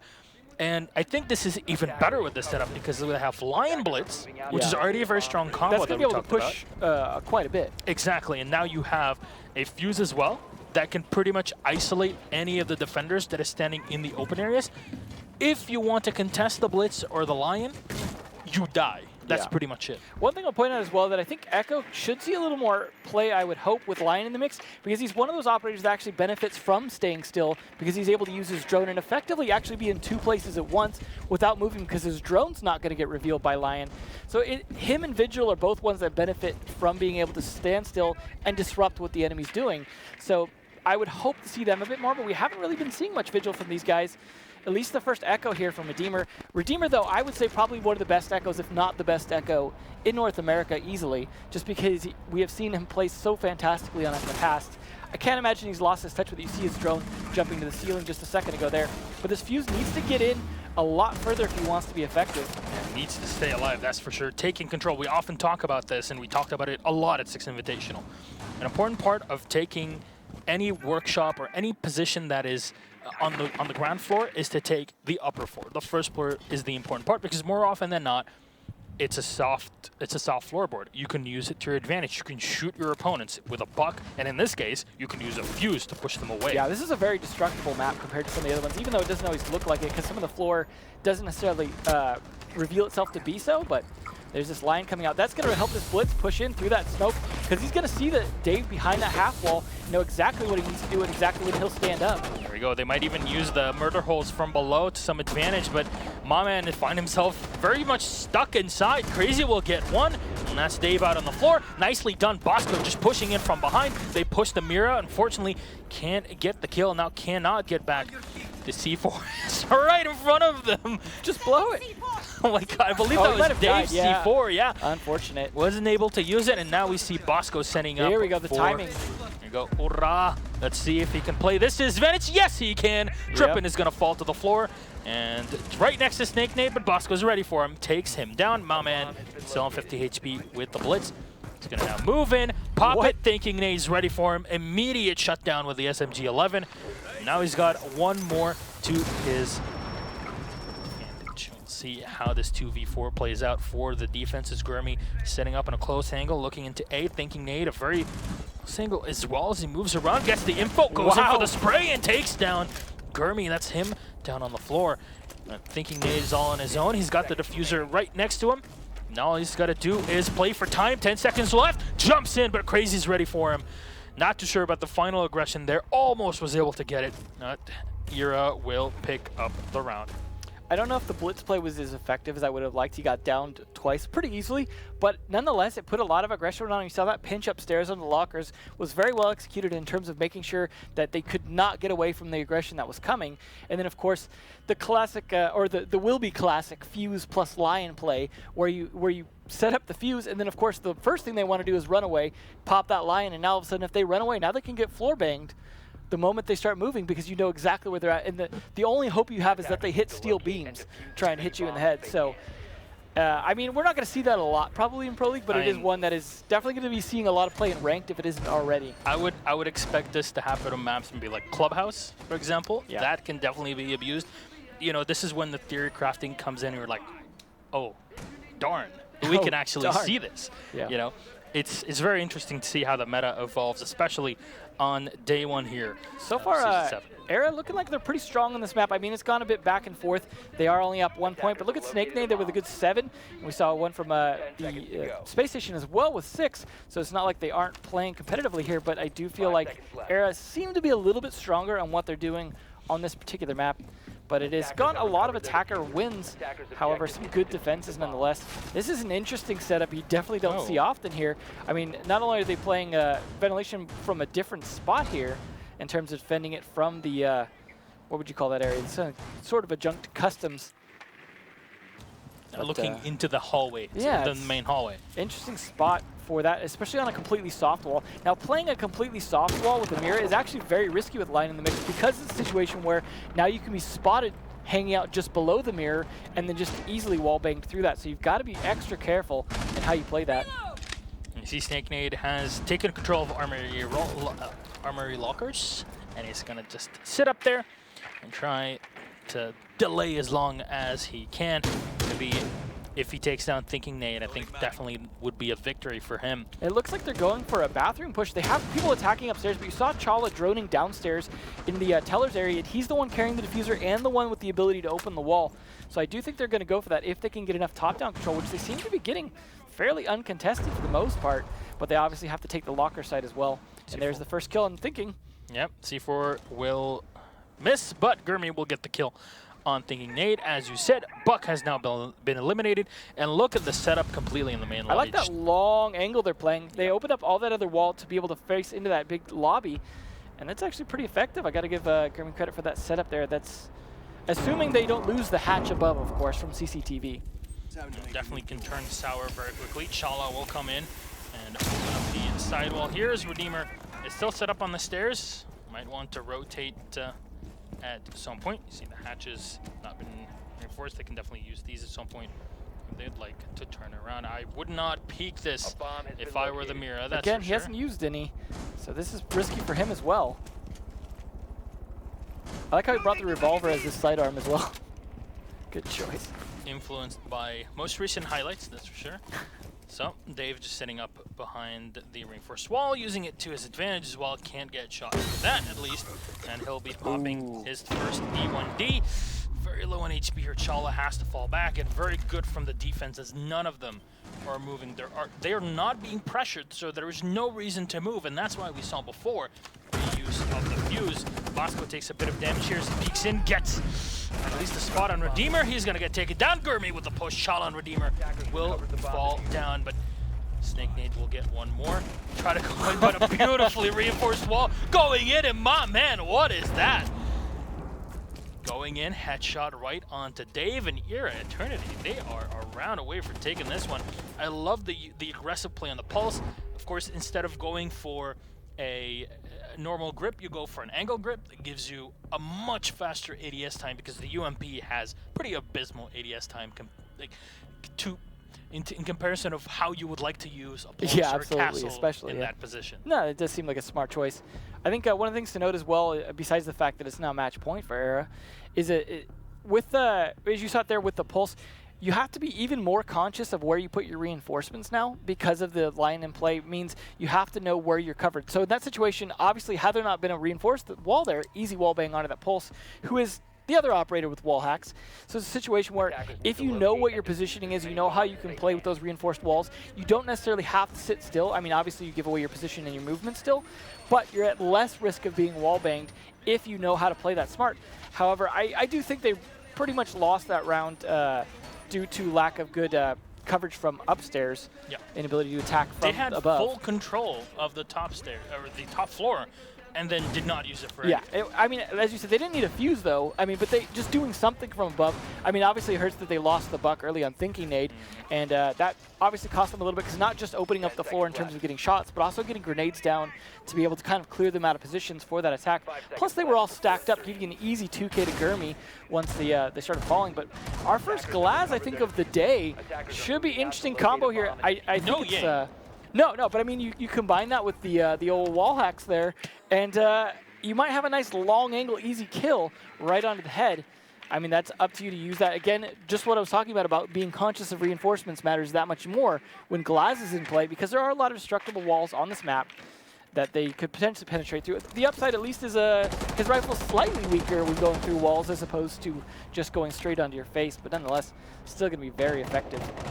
That's for sure. And Bosco just taking case control of the east stairs, and so far pretty standard from Era. They maneuver around, they drone in, and see what's our best angle of attack here? Yeah, yet another officer's take from the looks of it here. Although it depends on where Gurmy goes, really, because he's going to be the one on Thermite going for the plant at some point. It's finally Habana that's actually being used here. Yeah, they think both it's hard the second time we've seen this. Like, that's it. Like, that's such a, I mean, that was an 80, like, +% pick rate she before. was picked pretty much every single round. Definitely a lack of hard breaches, but we are seeing a lot more Thermite, I have to say. I mean, that could be map-specific, however, though. But we did see Bank last, so of course we saw quite a bit of Thermite for that as well. Yeah, So it's very different than the usual, where now we see both hard breachers that are being used. Bosco will just drone in on the Zofia, and he won't spot anything standing in knows front where of those batteries are, but no Thatcher to do anything about them. However, you can huck things over that wall. They could take advantage of that, but at least using that to clear the barbed wire is going to help. Again, not bringing Ash to be able to do that, just getting extra utility out of Zofia's gun to be able to actually take that out without using up half of your utility right there. And even with the flashes, as you said, you know, you can just lob them over the wall. Well, they're great for roam clear as well. And there you go. Why do you need a Thatcher if all you can do is just run in and shoot the batteries? So far, good play by Bosco getting this good. So far, they haven't taken any damage really on either side. With a minute left, this is probably one of the longest rounds without any damage we've seen of the night at this point, with Lion still in the mix. Still 100% pick rate. But this is, you know, this is the start of the season. It just came out. Snake, though, doesn't need Lion's ability. Oh my God. Sees him right through the mesh. And poor Dave, not going to be throwing out any more caltrops for their feet. That is a Hopefully left a good legacy. That is a fantastic shot from Snake. So far doing so well. Oh, He's going to as get you shot say from that. the side. Nicely done from a Reamer. And it seems like even the E1D will not be enough to save the day. You can't watch all 360 degrees when you activate it. That's pretty much it. My man will get the kill. Gurmy low on HP from the smoke has been thrown. Mira down and the Legion from before. And that's no more C4 to be played. And the last smoke, I believe, will just be used as now my man is speaking in, looking for maybe an aggressive play. There we go. Final smoke, but Chala from below gets the kill. That's the C4 out. We'll get at least one advantage. Bandit with C4. Who would have thought? It's a new era here as Bosco looking I down bet they wish onto they B still side. had Snake alive for this post plant. Yeah, that's pretty much another power of Lion, not only when you push onto the site, but Cholo, 2 kills in a row! And Space Station so close to this. Cholo will land the last one, and will clutch the round with a 3K at the end. Even with the diffuser planted, it was not enough, and they relied so much on the Lion that it's just, yeah, doesn't matter. Yeah. I'm Chala. I'll come in. I'm Chala. I'm Here I Chala. I'll am. get the 3K, and we'll defuse it easy peasy, no problem. Yeah, that was a great clutch by him because obviously had they lost that round, they would have been out of this map and onto Oregon. So great save by him. And they are still in this for at least this round, but it could be over or it could be overtime if they're able to win this round. Space Station, I think, were probably actually the favorite coming into this, so it's surprising to see such a strong lead from Era, but it's only 1 point lead now that they've kind of closed that gap a little bit. See some 9 strong play from Snake and Gurmy and Bosco as well. Gurmy hadn't been doing a lot of fragging previously. He'd usually been down to people like my man and Crazy, so it's nice to see him and Bosco getting some nice kills in there. Thinking Nade, despite us seeing him get killed quite a lot as Buck early, he's still got a good 6 frags in there, doing some good work for his team as well. We are going to see a lot more of that Legion, which is always nice on here, and pretty much the same comps we've seen most of the time. Redeemer going to be on that Blackbeard again, which I think he was somewhat effective on previously. Snake going to be playing that wall with the Mira like we saw before as well. A thing again is we don't have a Thatcher. No, they're just, I mean, we saw a little bit of Thatcher, but not too much. It looks like actually Snake's going to play the A wall first, maybe be able to rotate in case they're going to push the other side. But I like the flexibility of his ability to rotate around if he needs to, pick up the batteries. He's got 4, and you only really need to juggle 1 on the other side, but I like the man pulse downstairs. It's always one that's fun to try and counter. They know Thinking Nade's going to be playing that Buck, so playing the ability to counter him I think is important there because that saves Snake Nade the ability to actually guard that wall. You saw last time when he got hit from below, it made his ability to guard the wall pretty much ineffective, and then they were able to open it on him. Although I think that was the one they might have failed with the Ying push on, but we'll see. Well, remember, this is, as you said, possibly a match point, possibly overtime. It's all up to how Space Station play this one out.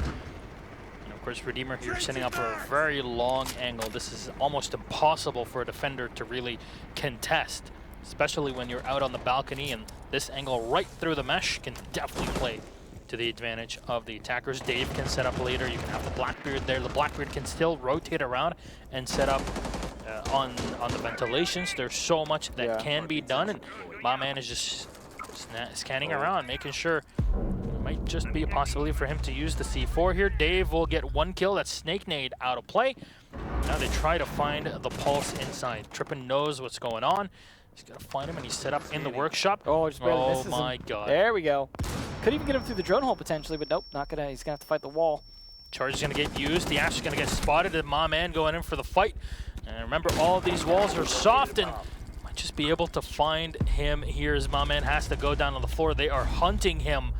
And finally will go down. Nicely down by Trippin there. Good use of the line ability, pinching him in that situation where he couldn't move safely. So that really cost him his life. 3 off the board for the defense. Bosco and Crazy last 2 alive. And this is looking like very much a possible Probably overtime. overtime, yeah, at this point.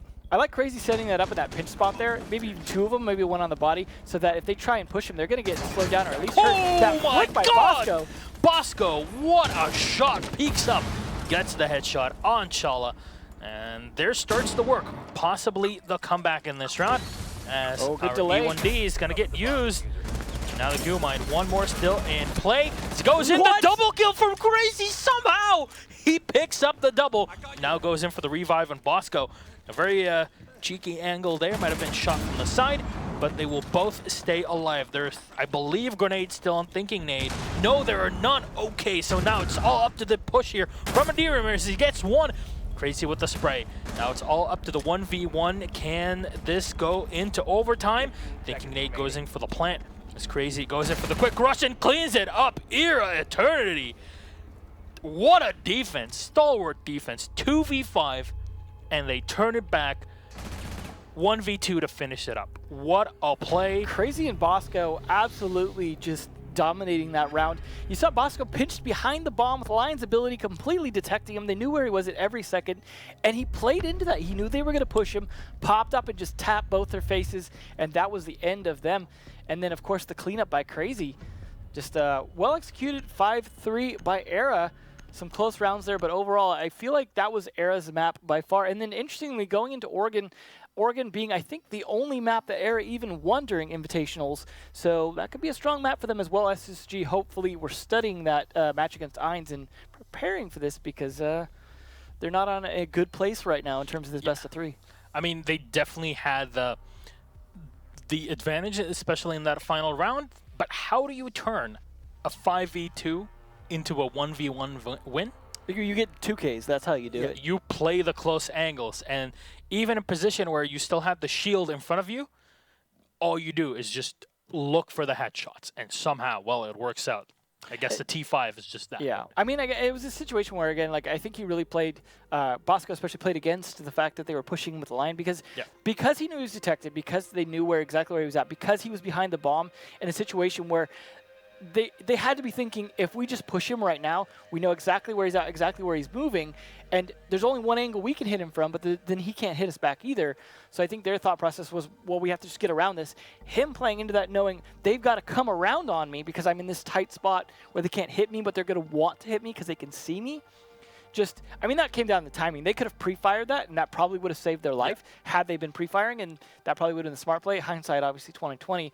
But just well played by Bosco, reading into that and saying, you know what, I'm cornered. They know where I'm at. Let's just play into that, jump up, and just spray the faces. Let's play the 1v1 or the 2v1 game. Yeah, and then some good plays by Crazy as well to try and save that. Obviously, unfortunate for Thinking Nade in a situation where he kind of had to plant. And that really, obviously, is why he didn't win that 1v1, is that he was kind of busy on his laptop. So a situation where not much you can do right there. And obviously, Crazy, you saw him a little cautious to push onto that because he didn't want to get pulled, taken by the bait. So he was just like, I'll push, but then I'm going to kind of wait till it's too late for him to be faking it. But that's the thing, because it already had the desk wall that was open. So he could have peeked through the desk area, had the advantage looking right into the locker. Again, as you said, hindsight is always 20/20. When you're in these close-up final moments of a round, literally anything can happen, and that's exactly what happened here. It forced the attackers to rush. Sure, you have Lion, sure, you have everything going your way, but hey, you mess up for 1 second and your round's done. That is 100% the beauty of playing Siege, especially because you now, never know how it'll go. Mess up for 1 second, and that could be the 1 second now you're marked for a good 4 seconds. Yeah, so. and we saw that when we were talking to Chala. he explained how important it is to time everything to push onto a site. Yeah. If you don't time it correctly, having Lion, having whatever you want on the team is just not enough. Yeah, and it'll be interesting going to Oregon here to kind of compare and contrast what we saw earlier in the previous match with EG versus Ronin, because we did see Oregon then. And of course, this is the start of a season where the meta is completely different, the new operators having a huge impact.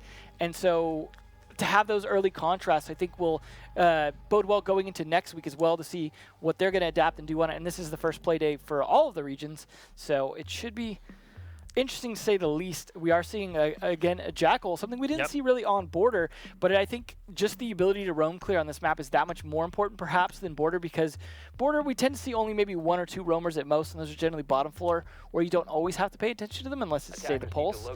But on this map in particular, you really need good roamer control and the ability to clear out the map fast and section off things like the west wing and take control, because you could cut it off pretty much from the side. Assuming they don't have a rotate from Pantry, if you could take the west side all the way up to Kitchen Door, you can pretty much seal that off and they can't really come up on you.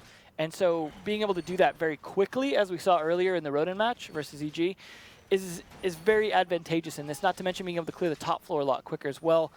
And then you're just ending up fighting basement at that point. And then you have the ability to be able to do some good pinches. We did see a lot of dorms play last time, maybe not as much play downstairs, but they are going to be starting with that on defense from Era. Bring in Castle of all things interesting, which is usually used for, as I'm sure he's going to be used up here, for a meeting hall defense. You're not going to use him much downstairs. We used to see maybe going back to like year 1, sometimes he'd be used for the backside tower defense. But that's something we just haven't seen in a long time. This is very sweet. Both castle walls will be used up here. Curious to see where the last one will be set up. Sometimes it's on that back door, but yeah, it's definitely kind of a... I mean, you have the hatch to rotate through, so it's definitely possible. But yeah, you need the ability. That's why he's useful with the impact as well, because you need the ability to have an exit somewhere. We've seen the importance of maybe having a shield as well in this sort of push with Lion, with Jackal. We've seen this with BR6. Here we go. Wow. Kill number 1, Redeemer. Back on that Blackbeard. He's doing well with that Blackbeard. It doesn't matter if you reinforce everything. All you need to do is just have this tiny wall. This is why you usually castle reinforce the back, because going off of that angle. Yep, that is pretty much the angle you want to avoid. Nicely done by Snake. They gets 1 kill, and that pretty much ties it up. The Ash being exchanged there for the Bandit on defense. Still got Dave on the line here. Has used 1 of his charges of the E1D. Still has at least 1 more to help with this roam clear if it gets stalled out. But Snake Nade playing a pretty static position. Probably not going to be giving away too much. Same with my man. So I'm not sure it's going to have a lot of use, but he peeks around anyways. Oh, nicely done by Redeemer, playing with the DMR so well. My man taking so much damage. How is he even alive at this point?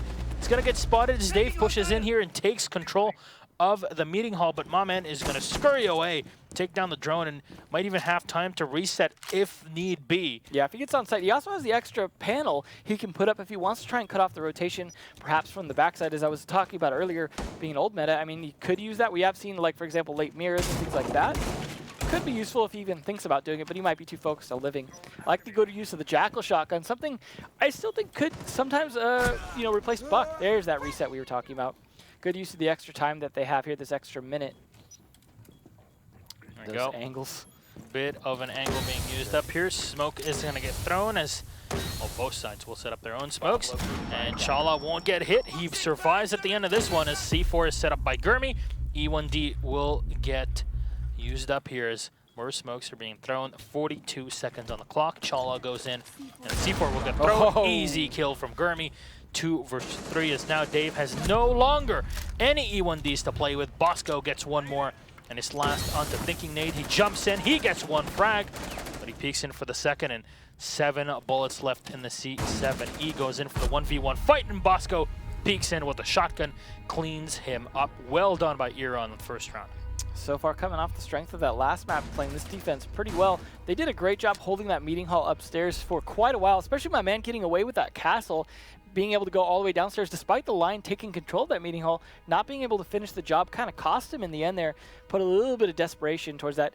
I do think they almost got that plant down, but the good C4 really is what cost that attack at the end. I mean, obviously the loss of manpower doesn't help as well, but losing that plant, when he had a pretty good idea, I mean, he was trying to plant it as quick as possible with that EE1D being triggered to stop them from being able to counter, but they didn't have a glass or anything that was going to have some kind of easy shot onto them if they went for the peak of the move. And also, they forced 2 E1Ds or 2 charges to already be used upstairs. Trying to help clear, yeah. To help clear the meeting hall. And on top of that, this is why you would have usually a Capitao and a Habana to come in, because it's easier to take down the hatch, and also you can get just a clear shot with the crossbow bolts and push away anybody that is near the window. But yeah, definitely useful, especially when Jaeger's still in play.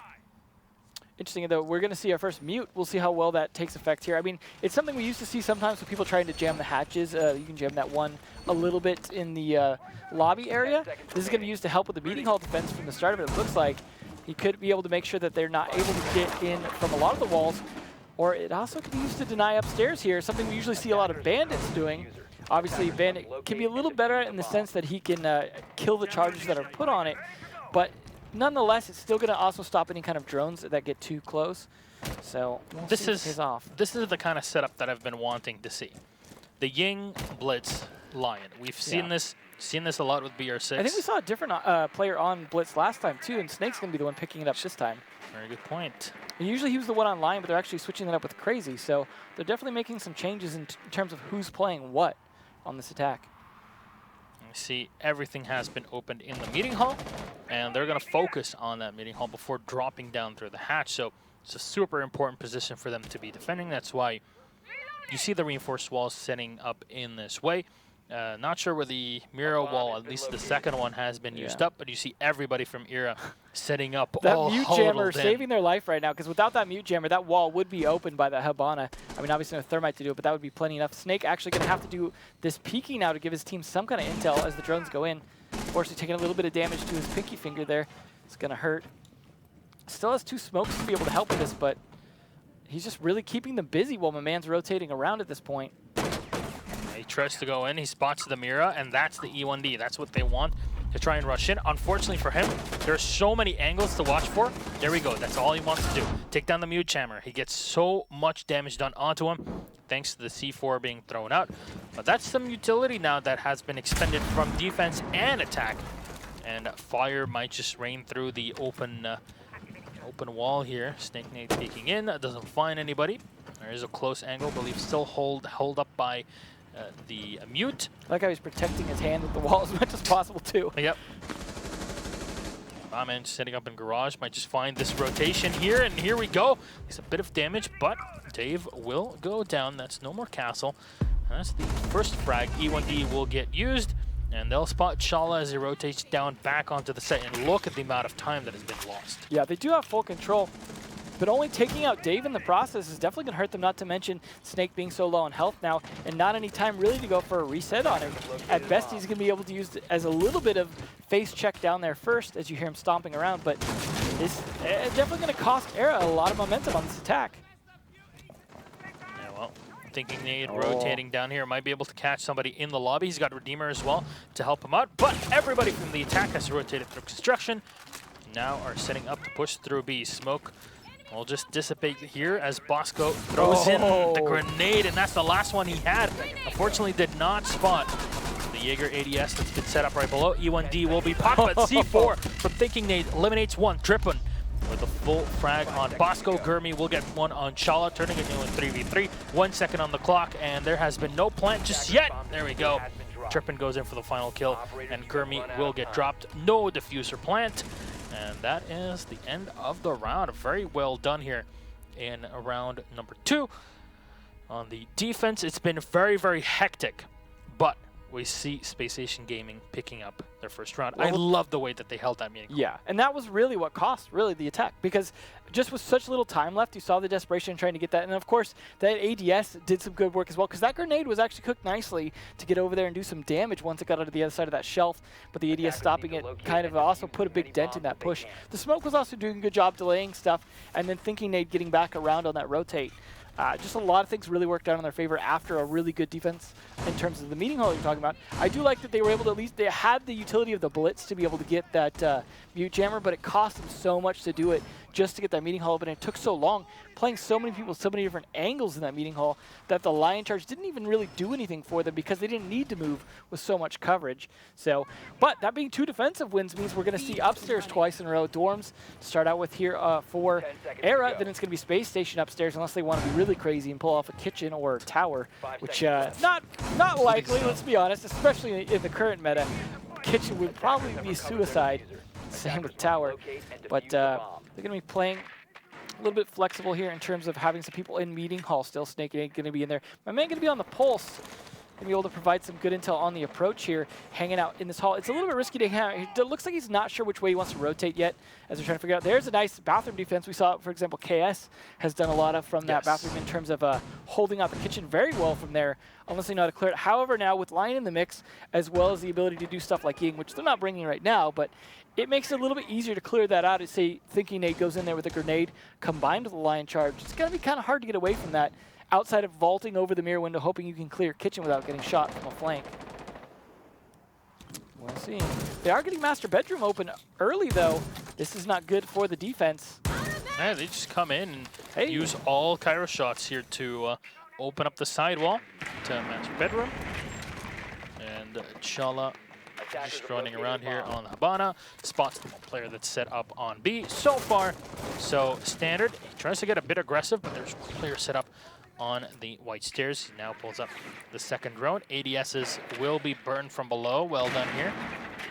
It's a little risky, Chala, pushing those aggressively, though, because he's the one carrying the diffuser, which is good for the plant, but if he gets taken down early, that's going to leave the diffuser in a bad spot, and Smoke's making sure that might happen. But they pop 2 smoke at 136. Absolutely good point. I think that Bosco is going to be in a tough spot to try and delay this any longer, thanks to Chala getting in so easily into master bedroom with no contest. There we go. Last remote gas nade might get used here. As Bosco looking through for any rotation in the attic.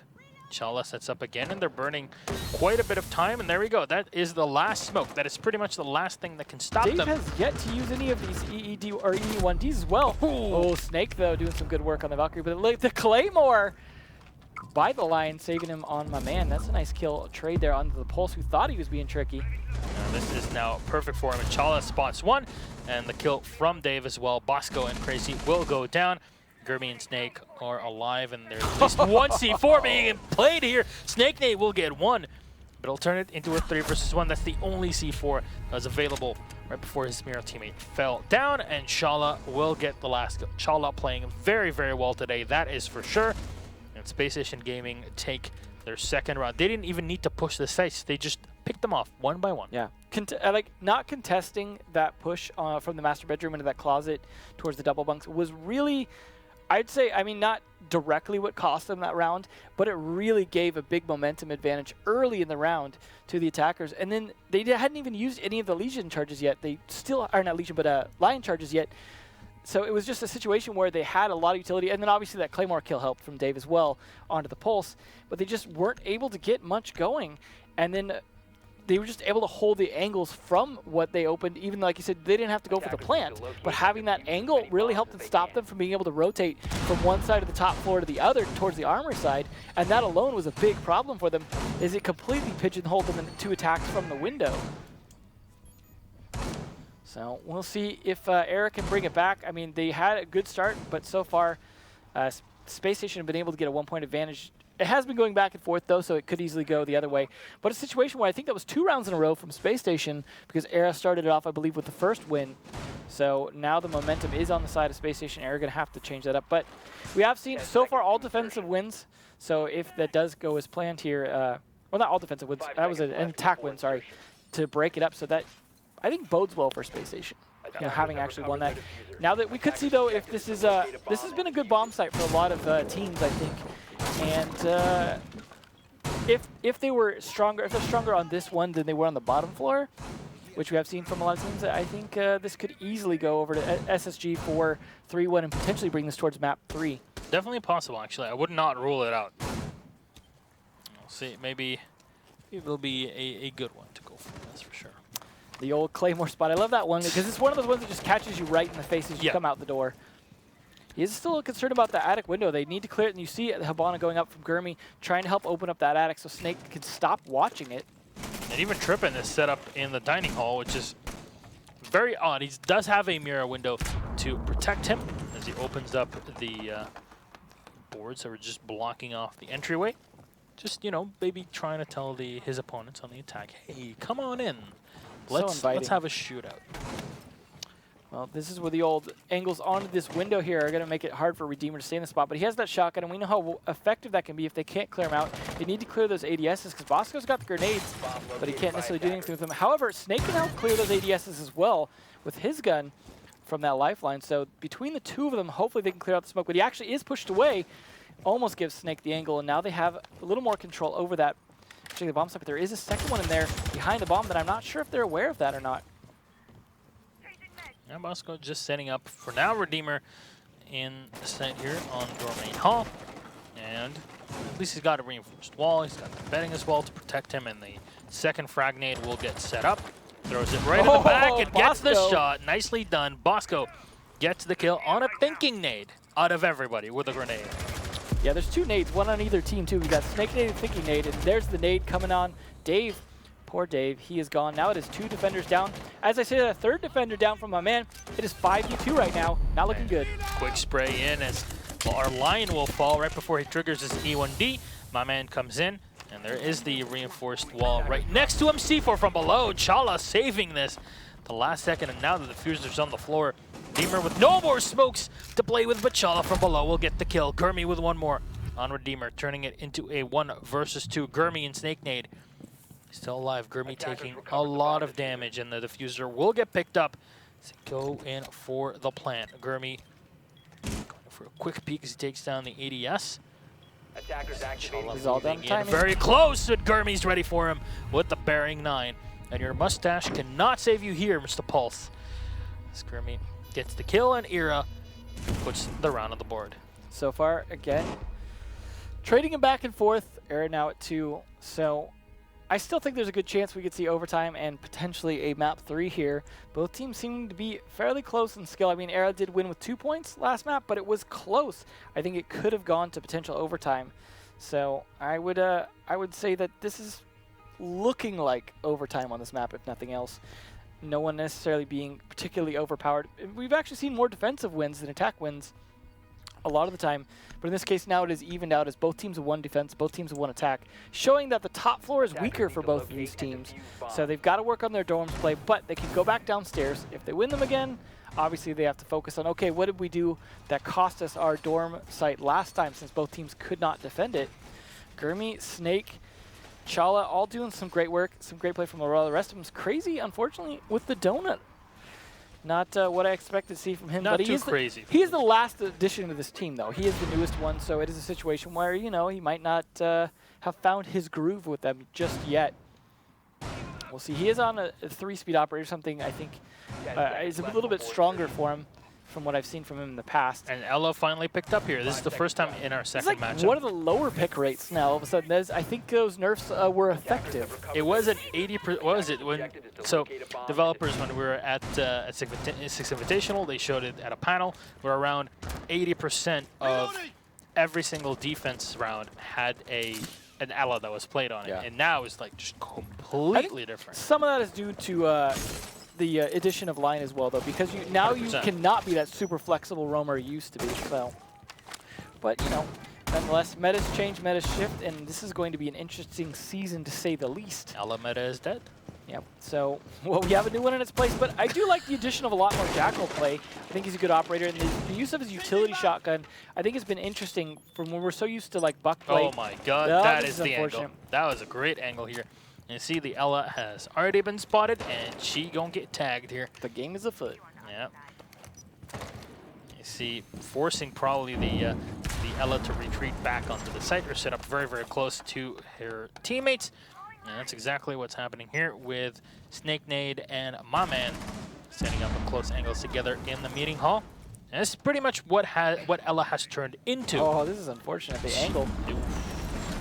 Able to take it out. Last second, Drone's going to get spotted. And Chala is trying to force his opponents and maybe retaliating against him. Flash going to get thrown in, but he will pop the Ella mine. Has to fall back at the last second. Good job for my man defending this here. This is really slowing them down. The meeting hall control slowdowns have really hurt teams on these attacks. Flash will get thrown in, and that will force the Ella out of position. You see the E1D will get used, and the Legion will get taken down. My man going down as well. Nice and down from SSG. And that's both players, and now the Bandit down on the floor thanks to the C7E. It's all down to the site play now. Can they do against 5 though? This is not a good position to be in. Yeah, they have the C4s and the smokes, but you're gonna have to hope they stack up, especially with the Blackbeard in play and Lion charges still left on the board. Has Bosco used any of his smoke charges just yet? I don't think so. I hope not. Nope, No, there he you has go. not. Thank God. Thank God for that. Yeah, he's gonna need them definitely in this situation. There is 46 seconds left, which is a lot of time for this attack potentially, as long as they can put enough pressure on. Chala actually just drops down Hatch. The EMP is going to get dropped, but Gurmy's ready for him. He's going to get the kill with the C4. That's pretty much the only C4 they had. E1D's been used. That leaves the diffuser in the middle of the room. Oh, thinking Nate comes in for it, and Trippin is ready from top. Redeemer gets the last one. That's pretty much the only thing they had. It was the C4 and the smokes that were set all the way in the back to protect any pushes. But then again, when you have the Blackbeard just eyeballing it directly into the one hallway you can peek through, there's not much that you can do as a defender. Yeah, that's the problem with that. Once you have those angles locked down, they really need to throw those C4s and smokes really well to stop you. But that Space Station breaking the mold again. They have won the first attack round downstairs, so now they are again at the advantage. This is a case where Air is going to have to come back and do the same thing, or we could see this go into map 3 with a potential 5-3-5-2 kind of situation like we just saw last map. So they are going to bring out the Glaz on this attack for the basement, so they're probably going to go for a little bit of a smoke strat. I assume they're going to be playing from the stairs like Blackbeard just was because, well, it doesn't make as much sense playing from the back. Not that some teams don't do it. We used to see occasionally some Blackbeards playing from the back in terms of him attacking from the back wall. But it's a situation where it just is not super effective for the Glaz as well. So we'll see how they play it, though. But they do have that Thatcher that was also useful for the last time. Especially with this mute in the mix here, that'll be that much more effective. Because if they need to get some of those annoying mutes out of the way, they can do so. Like we saw previously, for example, when they were trying to deal with the mute jammer that Snake had to hit with his shield from Blitz. Well, not literally hit, of course. That would have been funny to melee mute jammer. But Snake is actually going to be back on that Lion, something he played a lot last map. Not as much this map when we saw Crazy on it. But Crazy's going to be on that Thatcher instead, something I think he was playing a little bit on border. I think there's going to be much more standard than we thought before. I mean, I would personally exchange the Sludge for a Capitao, and this would be very, very good. It would just complement a standard strategy that I've been seeing so much of in the past year, basically, with this push on downstairs, basically. Well, what we saw a lot of the being effective for the defenders in the previous rounds was delaying the meeting hall, right? Was the big reason they were able to win these defense rounds. Last round, they weren't able to defend it as long as they would like, just do a good coordinated push there that we saw taking out the 2 people in meeting hall. Now, though, I'm not sure the Glaz is the most effective one to help a push on the meeting hall like that, so they're going to have to count on people like Bosco and Gurmy to help push that meeting hall and clear it out. Because if there's a good meeting hall defense, again, from a Space Station, Air might be stalled out quite because they do have that mute to help delay that. Ooh, took a little bit of damage in that, but got the angle open. They do have top floor control at least, but they need to turn this into meeting hall control, or we're going to see a little bit of a last-minute round again. Yep, and well, we've seen teams before using the Ying to block out the meeting hall and throwing a smoke.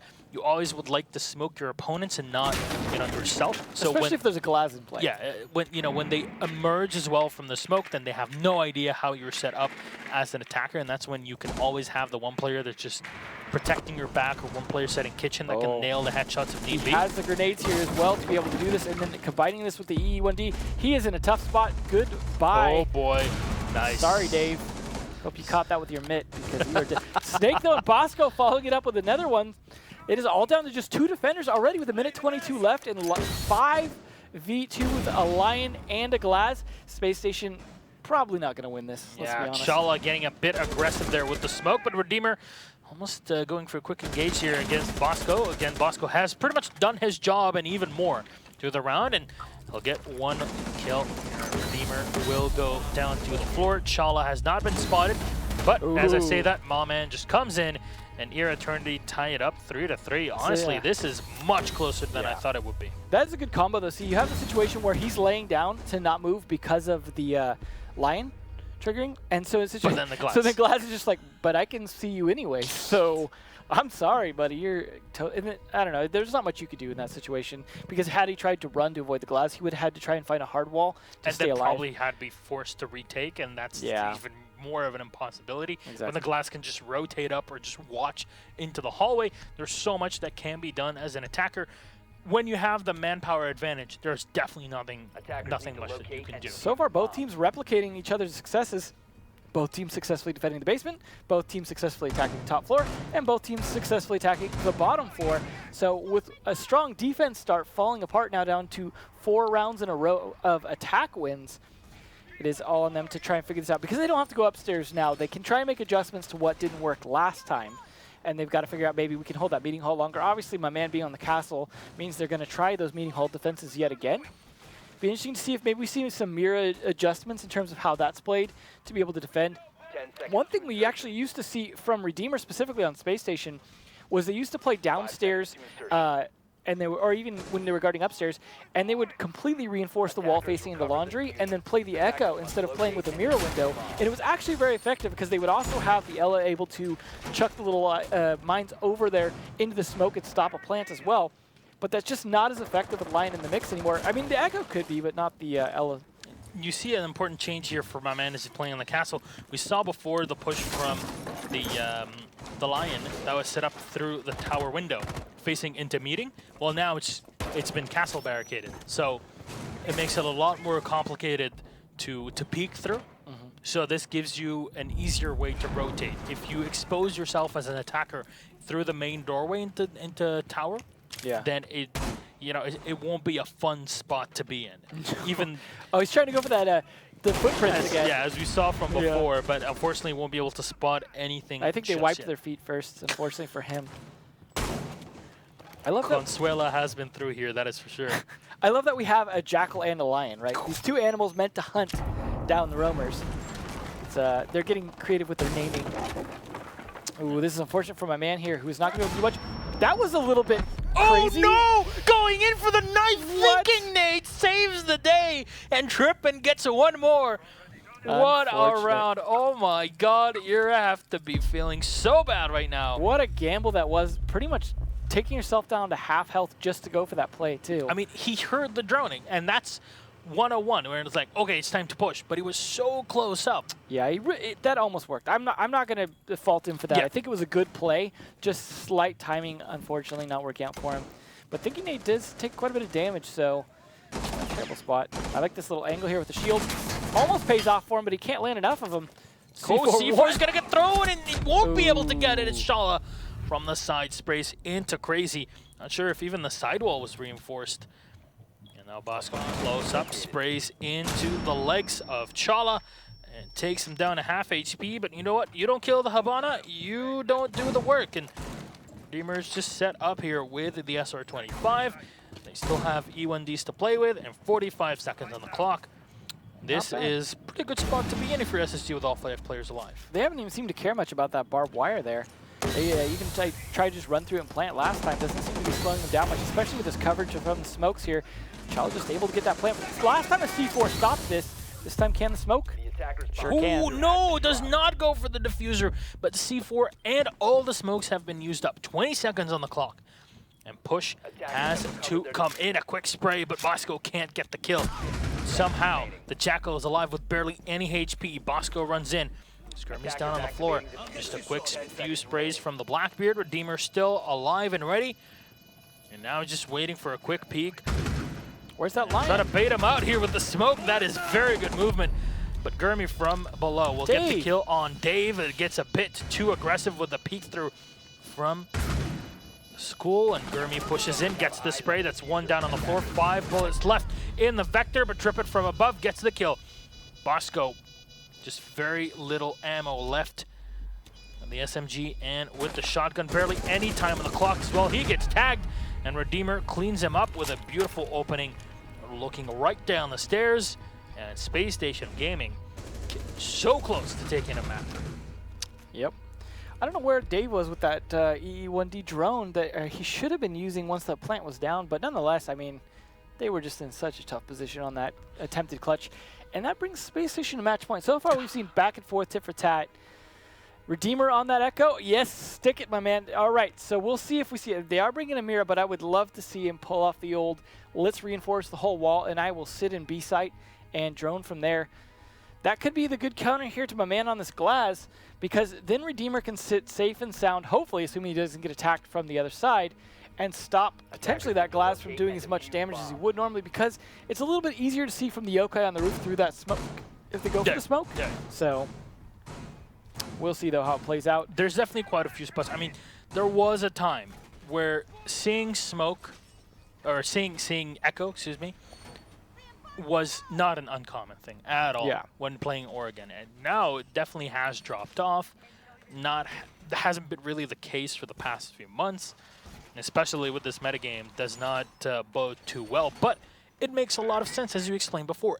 Echo being exactly the right operator that does not have to move, and as you said again, Devin, you don't have to move. You don't have to go anywhere. You can be in 2 places at the same time. Not to mention they have a lot of denial here. They have Jaeger able to stop things from going in grenade-wise and things like that. They have the mute jammers to be able to stop some potential droning catch-up as well. They have the smokes. They have the C4s on Mira. They have a lot of site denial if they choose to use it, but they're obviously going to play it up top first in this meeting hall, like we talked about before. That has been pivotal.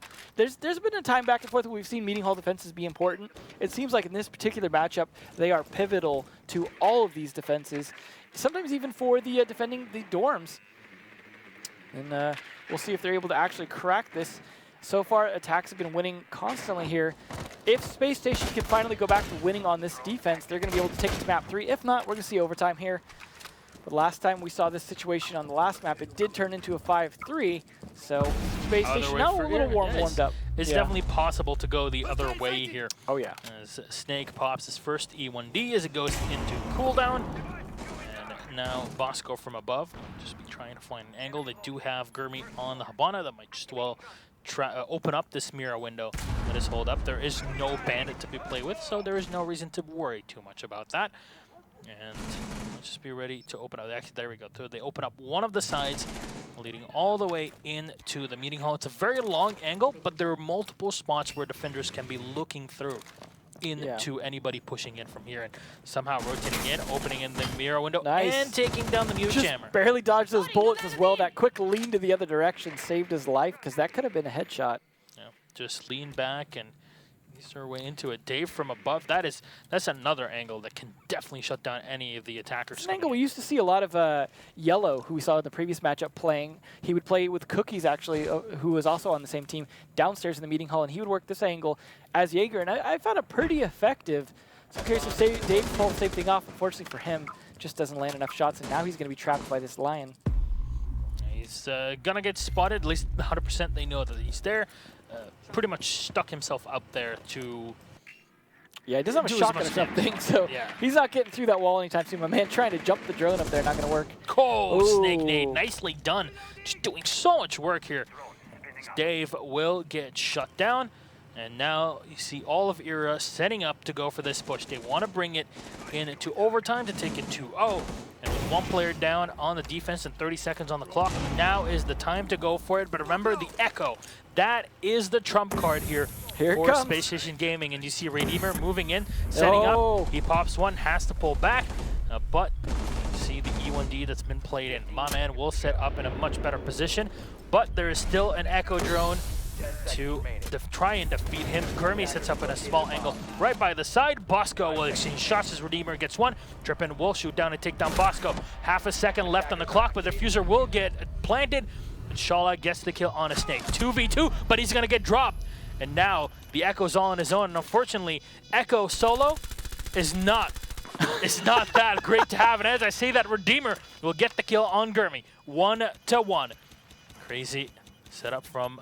Oh my god, he goes all the way up here. Redeemer playing the elevator game. He tries to go in for this disruption on the Fuser. They'll hear the Claymore getting taken out, and he just checks the Yokai for any information needed. Goes in for the diffuser. Oh my god, no! Check for it! Crazy, Redeemer, what are you doing? Goes in for the last second, but Redeemer's almost done, and he'll take this out! Space Station Gaming! Best Echo NA. Oh my god, are you kidding me? Redeemer redeems himself and takes this. Redeems the dream. There we go, takes it into map number 3. What a round. We questioned the Echo. We questioned it when the push came in, but you know what? All it takes is confidence. If it's Redeemer on that, I don't doubt it. I love the way he played it to know exactly when he could safely defuse. That's the kind of play you expect from someone who's played Echo a lot and is a great Echo player. it's just those kinds of thinking that you don't see normally. You don't see someone going, you know what I can do? Instead of doing what everyone else does and run up the stairs and die from school over and over, I will just peek it. And like if they shoot the drone, cool, at least I know where they're at. And then I can try and fight that. But I think it's so funny because they were expecting him to run up the stairs. He was sitting there. That's why they didn't try and stop the defuse, because he was like, he's going to push me on the stairs. I need to hold this angle. He can't teleport up that hatch. But he kind of did remotely via his drone. So really well played, Redeemer. 200 IQ plays. Yeah. I mean, they That's had a for sure. point advantage. So it wasn't a situation where they it was super close and they weren't going to win it. They still won it before going to overtime. So well played by SSG, who are obviously a lot more warmed up now. But we have yet to see the cafe today because it's been the decider both times. So I'm curious to see how the new meta going to affect cafe. A map that's not been my favorite versus Oregon, but I like the shakeups we're seeing in terms of whether you like Lion or not. The shakeups to all the other operators has been fun. I like seeing all the different operators we're seeing in play now. And a big shakeup that we saw as well is just the complete way that cafe has been played. We all watched Sixth Invitational. I hope you did. If not, I'm a bit disappointed. That was a big part of EG and Rogue as well. Especially when they came in and completely opened up the top site, basically in bar. Yeah, not a good idea in the current meta now. Yeah, had a long talk about this with Kickstarter, and he's like, yeah, we haven't seen this since literally year 1, season 1. So the first season of the game. Yeah, that's a long time ago. The one where that team hated that map, actually. And I bet nobody even remembers that, because I can tell you I did not remember that at all. I just remember the K9 ace as Rook on that map. That was like the only good play out of the whole time, because they hated that map, but it was just, that was funny. And unfortunately, K9 not going to be with us today for him not on Era. Yeah, he doesn't play for the team. He's not, like... Oh. No, not dead, obviously. Let's be clear there. All right. Down but not out. Down but not out. Yes, that is for sure. I can't wait to see what more teams form up within the Siege. Yeah, we thought maybe there wasn't going to be as many roster changes, and then like last minute, like yesterday, all these roster changes between these teams. So NA does not disappoint. No, not when it comes to shuffles, but it does help that they all at least speak the same language, the language of shuffling. So Cafe, though, we've seen 2 5-3s now. Yeah. So both teams having maps that they prefer. Interestingly enough, the maps that they picked, and I say interestingly enough because actually a lot of times it's the other way around. A lot of teams win each other's maps. Probably more often than I don't have the stats in front of me, but that's something we've seen a lot because we're always talking about, oh, it's their map, though, so they should win this, and that seems to come back to bite us a lot. Yeah. But in this situation, that is exactly what happened. Era picked, they won their map. SSG picked, they won their map. And Whose both were very really? close. That's the thing. Yeah. So they could have both gone into overtime, but they ended up, finishing 5-3. So it's definitely the exceptional plays that won out. We saw on Border where it was the Legion play that played the 2v1 and then the final kill that took down the Buck as he was planting the diffuser. Yeah. And that was Era's win. And then we went on to Oregon, where in the final round, we saw SSG, Space Station Gaming, of course, winning with the Echo play, the 200 IQ play with the Yokai drone. So that is very much something you do not expect. But we didn't really expect to see Cafe this early, but it is time. Cafe Dostoyevsky for our tie-breaker. 1-1 between Space Station Gaming and Era Eternity as we head into map number 3. Redeemer going to be back on that Blackbird he's been very successful on, so that's not a huge surprise. Crazy going to be the one playing the Echo this time. Now, that's not as big a surprise to see Echo on this particular bomb site. Very effective when played from the A side across the bar, as we often see, because a lot of teams don't push that A side window, partially because it's risky to be rappelling on that window if you don't have good coverage of that reading room door, for example, or the white stairs jump out window, which some teams will use. But that is still something that can definitely happen. We've seen more teams doing it, I think, than we used to, playing on that A side. So with that in mind, that makes the Echo a little less safe over there if they're able to take that side of the map. But then again, they're usually going to push for the plant there anyways, and that's a situation where you can rotate to the other side. Now, we typically always talk about this is a very much cigar-heavy push for pretty much any bomb site on this map, of which there's really only 2 played. A man looking like he's taking a little nap there. Just waiting for his moment. Maybe just checking for some drones coming up those stairs. So I like that good coverage. Could have used a mute jammer to do that, but decided, deny them manually with my gun. They're going to go ahead and open up quite a bit of these walls. Play the old mirror window in the bathroom trick. So they're going to open up the rotates manually with the shotguns rather than impact nades.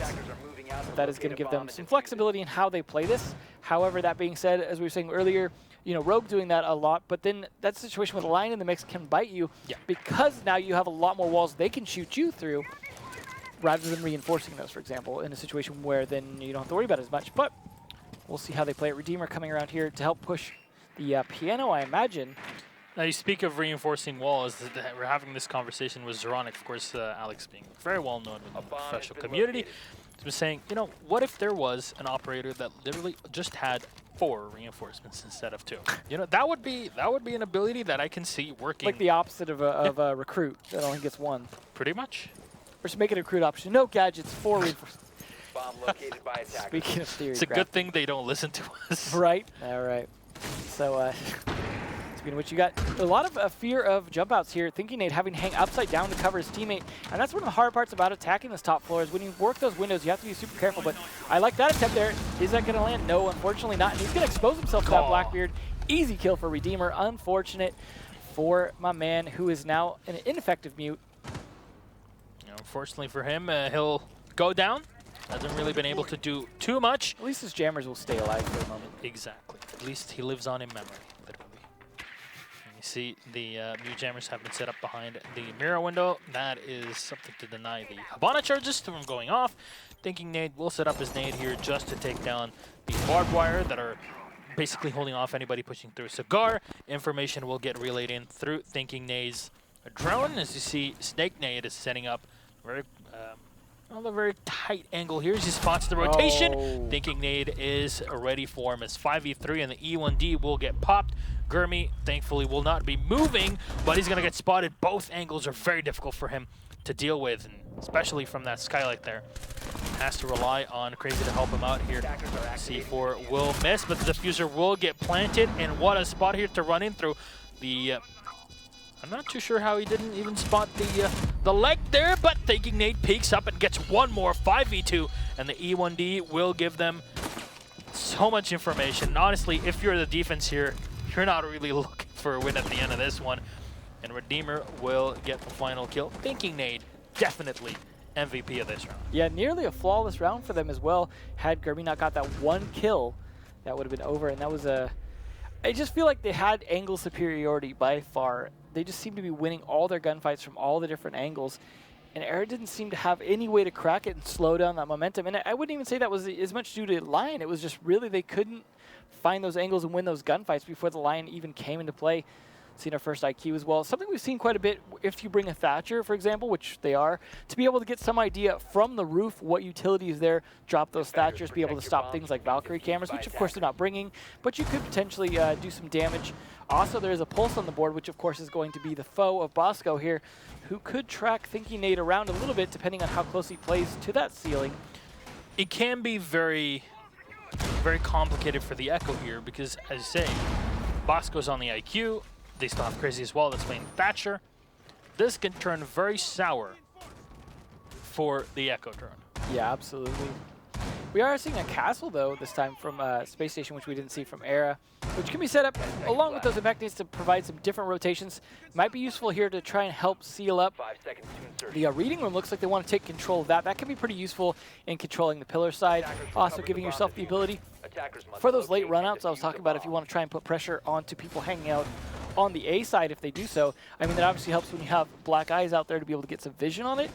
But nonetheless, they're giving themselves some extra mobility. However, setting up for roams and plays down in reading room, obviously less effective with the roam control you're going to get from Lion. Yes. Interestingly, they have a man on the Ying as well, something we didn't see last round either from the attack. So you're going to see probably a little bit of shock and awe. What they're going to do probably is going to clear first. They're going to have Bosco do some intel work up here, have the Thatcher from Crazy clear out as much utility as possible with those. Then they're going to be able to do a lot of damage once they come down with those Candelas because there's a lot less to stop that. They're not going to have much ADS pressure to be able to stop the smokes coming down with them as well. The interesting part is that we literally only see one player in Pro Tier that actually plays with a 612 on the Ying, and that's Hungry from 1UP. He's still probably my favorite. He is, in my far. mind, literally the best Ying in the Is world. to Ying what Redeemer is to Echo, right, I guess? Pretty much. He is absolutely insane of how he does it, but it's a very different way of playing versus a T95. You play with the 612s, you get really close to your opponents, and it can really push push the defenders into a tough spot. Imagine that comboed with a Lion. Yeah. Insane. Yeah, it definitely could be interesting. I mean, we'll see when we see what 1UP has in store in the future. EU coming up. Interesting, we have Redeemer actually back on the Echo. We were just talking about as well. Something that was very effective in the previous map and not so effective for the last round for Era trying to run that Echo, who was stuck in a tough spot. He did, try his best though. I will give him some credit for that. Here's some nice clearing out coming from Bosco. Now that he knows he's cleared out a lot of utility, one of those Outbreak skins coming into play there as well, make it a little bit harder to tell who's who, so that plays a little bit into intel, but of course you have to get those skins, which means you got to buy those packs. They are clearing out from Cigar now. They're getting ready for the push. They've got coverage from the Skylight. My man going to be able to provide both utility and gun coverage from up there, which is nice. He can throw down the smokes, which he's going to do in just a second. 3 Candels ready to come out and blind everyone who's in Freezer as well. Stop any kind of push back. Now they're going to be able to go for the plant successfully. All he's got to do is watch Freezer doors, but he's actually going to drop instead. And the ADS is going to take down 1 Candela as thrown in. The second one will get thrown out as well. And I think it was taken down by an ADS as well. So there you go. Dave rushing in here for the kill, taking down the Ying. And well done here to turn it into a 5v4. Chala taking a lot of damage on the Mira, but ready for them here. Bosco will go down and Trippin with the double. Make it a triple.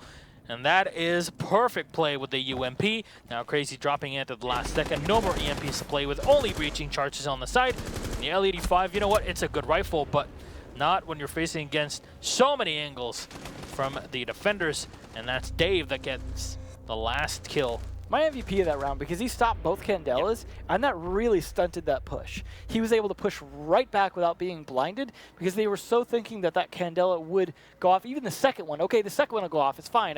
I'm going to get coverage from where Dave's at, that A site isn't going to bite me, and it absolutely did, because it wasn't an effective push at that point, and I liked that. And that's the thing, ADSs were not set up on the site, they were set up in the back of the site, and especially by the cocktail bomb. They were ready to counter, I mean, whether it was intentional or not, they were ready to counter that IQ Thatcher push as well, And so, well played by Space Station, giving themselves the early advantage. Something we haven't seen a lot of is a 2-round start like this.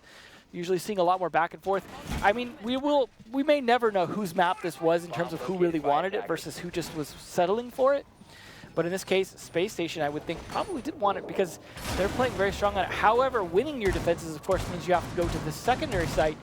Now, much like Border with Ventilation, this becomes a split defense site. You still have to defend a little bit of the top floor, but it's much harder to do so because you've got the skylight, so you have less flexibility to rotate, combined with all the windows, which they can get a little bit more control of because you don't have as much coverage upstairs. Combined with Lion as well, this split defense, I think, is a bit harder than it used to be, making this more of a strong attack on some of the different sides. So it's really going to be a much harder defense than before, so that leans a little bit in Space Station's favors to potentially take it to 3-0, which puts Air in a really bad spot. Definitely a bad spot to be in. So, Trippin will go in. Redeemer as well. Remember, the mute jammers have already been set up. They won't deny these drones, though. As they come in, they check the fridge. Nobody's in there. Crazy, though, is top in the... They're trying to play quite a bit of roam, surprisingly. I don't think the mute jammers are really protecting them, but they really want to be able to at least deny or force them to use. It might just be, yeah, there we go. And that's the mind game as well. It's like, oh, there's a mute jammer. Well, mute's all the way in the back on the white stairs. He can definitely go for a quick push if needed. Has a C4 as well if he wants to clean things up. And the Blackbeard that's set outside. They gave Chala control of this room pretty easily, unfortunately. I mean, I probably meant to just roam upstairs as long as they safely could, but giving this up to Chala is obviously going to cost them. Now they have a lot of top-down control of the actual site. They could open that with Trippin if he comes in with Hibana. They don't even have to use his thermite charges. He even picks up his drone. A little too comfortable up there. This is the time you need a C4 or something to do some damage from below and really put a scare in them. And Dave the Ripper, rip for you, buddy. I want to consider not cheating in the future. Clear. There we go. Hibana charge will get used up. Oh, and there's C4 that C4. is going to get thrown in. Unfortunately, though, you can definitely play around and take down the charges. I like how you use the solid floor as well to kind of hide.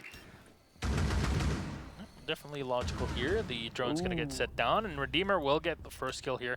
Snake Nade will get eliminated. Space Station looking pretty good. It's Crazy. Has to fall all the way back down. You see the Valk on the floor, unfortunately for her. And Dave just looking down, making sure no Mira peeks through here. 2 for Redeemer. Yeah, there we go. Gets the second one. That's Skirmy out of play, and that's the Mira out of play as well. Dave now set up. You see the flashbangs are being thrown in from Chala. Dave might just rush in. You're waiting for the E1D to recharge, and then he'll pop it at the end, but Crazy will get one on Trippin. Habana out of play. Not a big problem, though. The hatches open. Yeah, it's there we fine. go. All the hatches have been open. E1D will get used, and my man rotating it from the white stairs gets the kill on Thinking Nate, turning it into a 3v3. Things finally get a bit more complicated here for Space Station, but Dave has rushed into the engine room on A. And we'll have to go for the diffuser plant. Smoke's going to get thrown in as well as the C4, and Crazy will get the kill. That's Dave down on the floor, as well as the diffuser. And they'll have to run for it as Shala too low on health here to really peek against anybody. The castle wall working perfectly for him. Crazy will get one. Diffuser will get planted. No, it will not. My man rushes in for the final kill. I loved my man's perfect peek with the castle from white stairs, rotates up into the cocktail bar, gets the kill on Thinking Nate. Yeah. I feel like that the attack lost that round partially because they stalled out once they had control at top floor. They were great about, oh, let's get top floor control, let's get the hatch open, we're doing fine, we're clearing it. And then you just saw them all standing over the hatch praying, hoping that they could get some easy picks. And because Arrow was just totally denying picks and had the flexibility of those roamers, plus those castle walls, making it so they had some ability to rotate around, just well played. And as you said, the castle as well with a great peek and kill early on started to really put the fear into them of roamers in a situation where maybe Dave just wasn't doing his job well. He probably shouldn't have even been the one going for the plant at that point. And so I think it was just a little bit misplayed on their part. And that's what gave Era their first point on this map. Now we're going to see that fuse brought out again, combined again with Snake on that line. Should be interesting. A man with a shield as well. Fortunately for Snake and Bosco, they haven't been showing up this round as well as Chala with another donut, but more kills on Space Station all around. And this is what I'm liking for the attack. Bosco with the fuse. Yeah, I think if they can, I mean, last time we saw the top floor control come pretty easily, but they didn't really use it. They didn't have the buck to buck up on the floor. They didn't do anything from above. But this setup definitely screams, we're going to use that top-down control, and we're going to clear out the map. And then it's going to have to be a retake strategy if they can't stop that fuse. And even then, you can play the hatch to your advantage. You can play those pre-opened up sidewalls leading into the engine room to your advantage as well. Plus, they've got my man on the blitz, something I don't think we've seen on this map yet either. And that can be very aggressive. So the nice thing you think about as well, when you combine line with blitz, your ability to face check and control roamers becomes very effective. You don't necessarily need to depend on drones as much because he can just stomp around the map. Now that he's faster operator, he can go around and clear manually a lot faster because it's a situation where you just pop that a line and all of a sudden they can't move to go anywhere else to run away from him.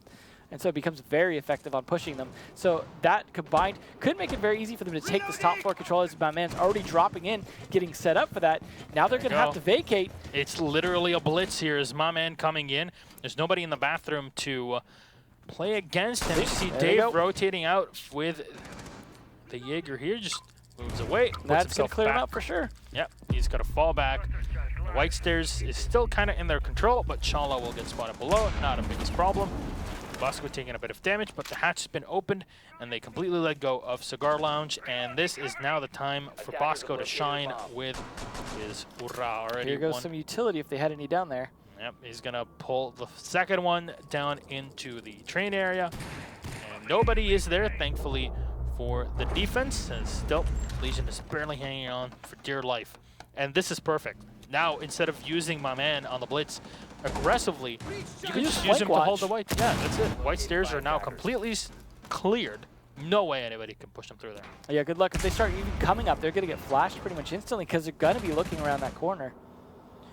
Oh, Thinking they just hiding. Speaking of corners, it's an interesting spot to be in. Now Crazy even opening the floor.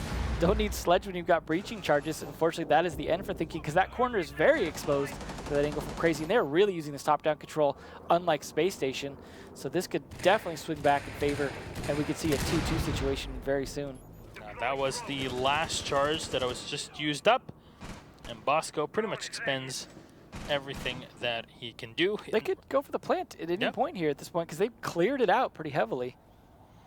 Time to rush in maybe here as Bosco will drone yet again. Nobody is spotted on the sites, and now they realize their opponents are left very much away. They go in. My man has set up himself There's in that the plant from library. Grimmy. Yeah, this is going to be a really tough retake in that corner as well. They've got so much coverage, and my man's going to be choking that rotate so easily. Nice call out as well. Crazy will get one to him for himself. My man, though, will get shot from the side. And now the mirror wall somehow is working to the deficit of the mirror as you see a quick spray in. And Bosco will land the final shot on Trip. And well done here from Era Eternity. Just showing that they have understood perfectly how to play with a blitz. Instead of just running around the blitz aggressively, they play him passively until they need him to push. The only times that we saw him really shine on the blitz there is going in, clearing up the top floor. So far, pretty impressive plays from both teams, but especially Era. Yeah, I would have liked to see that kind of attack from Space Station Gaming, and I feel like that's why they lost the previous round, and now they go from a 2-0 to a 2-2 just because they weren't able to capitalize that, and Era definitely were able to. But that means we can go back up to top floors. So here we go, top floor for Era, who I believe have not won this defense, so we're going to have to adjust that. But we'll see if they can make those adjustments. They are going to be bringing out that mute again. Unfortunately, still donut from Chala, so hopefully he can pick it up. He has been a good fragger previously, so both are previous maps. This map has just not been great for him. Not that that doesn't mean the team is not doing good. I just feel like we can see a little bit more from him in terms of that. But that sometimes comes down to opportunity as well. So they're going to be setting up a similar defense to what we saw before. Redeemer has been very effective on that Blackbeard, though. So I expect good things from him. I would like to see Dave use his line a little bit more effectively.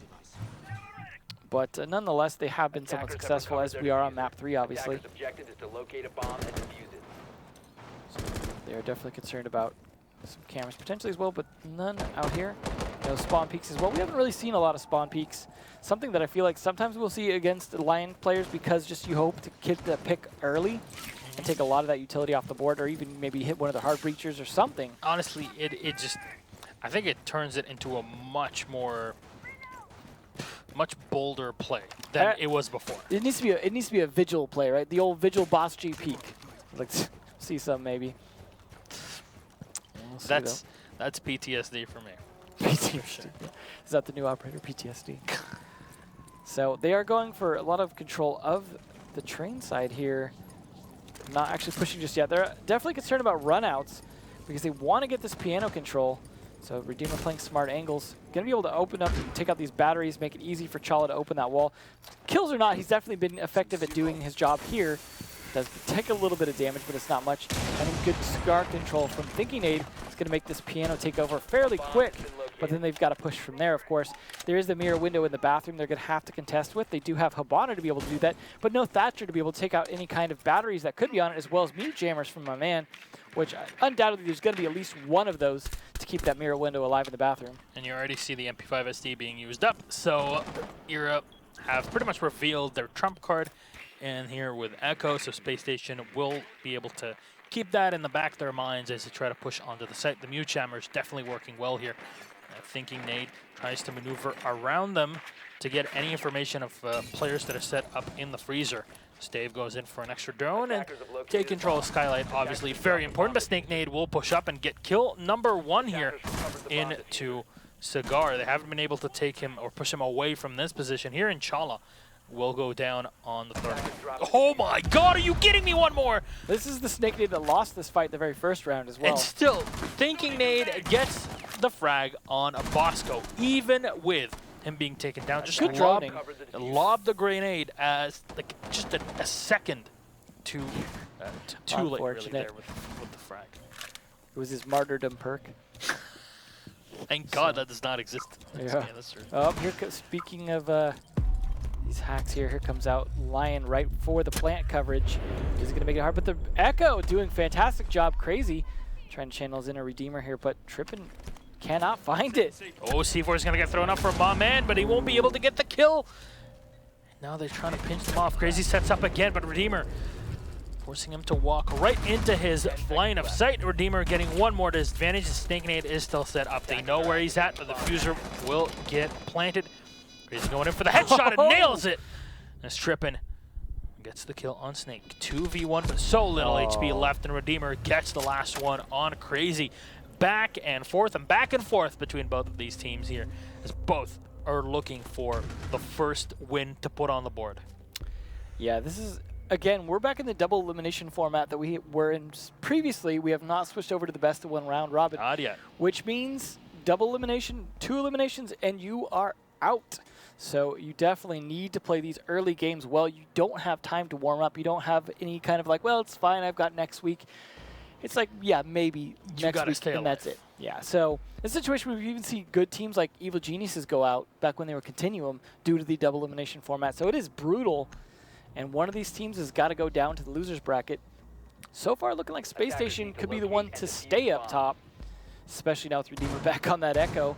Yeah, well, let's see if I'm going to be spaced out in here, but so far it's looking pretty good for Space Station. Everybody putting up the work on the board, especially Redeemer, as you say. I mean, that previous round playing the Blackbeard. Everybody switching over to the SR25. March 17, yeah, not the flavor DMRs anymore. are starting to shine. That's why I'm waiting for someone to use the DMR as well on Lion. But between Dokkaebi and Buck and Blackbeard, DMRs have definitely gotten a lot more attention. So, but yeah, obviously the drum mag vector is a little effective, so we'll keep it. Tiny bit. We'll keep it for now. Watch that. That'll get the nerf right, and then they'll be on the DMR. You just watch. It's going to take a lot of work to get people to switch over to 417. Speaking of DMR, we've got my man on the Glaz. That should be interesting. Instead of running a Blackbeard like Space Station do with the Redeemer, they're just going to go with the yellow highlighter. Let's see if they can make their mark. And everybody's switching around these skins. Because obviously you see Gurmy on the yellow skin as well. Makes it so you can confuse the Hibana and the Lion, even though obviously Lion has the backpack on his back. Also, it's more sanitary. Yes, that is. Hibana is a very much well-known stickler.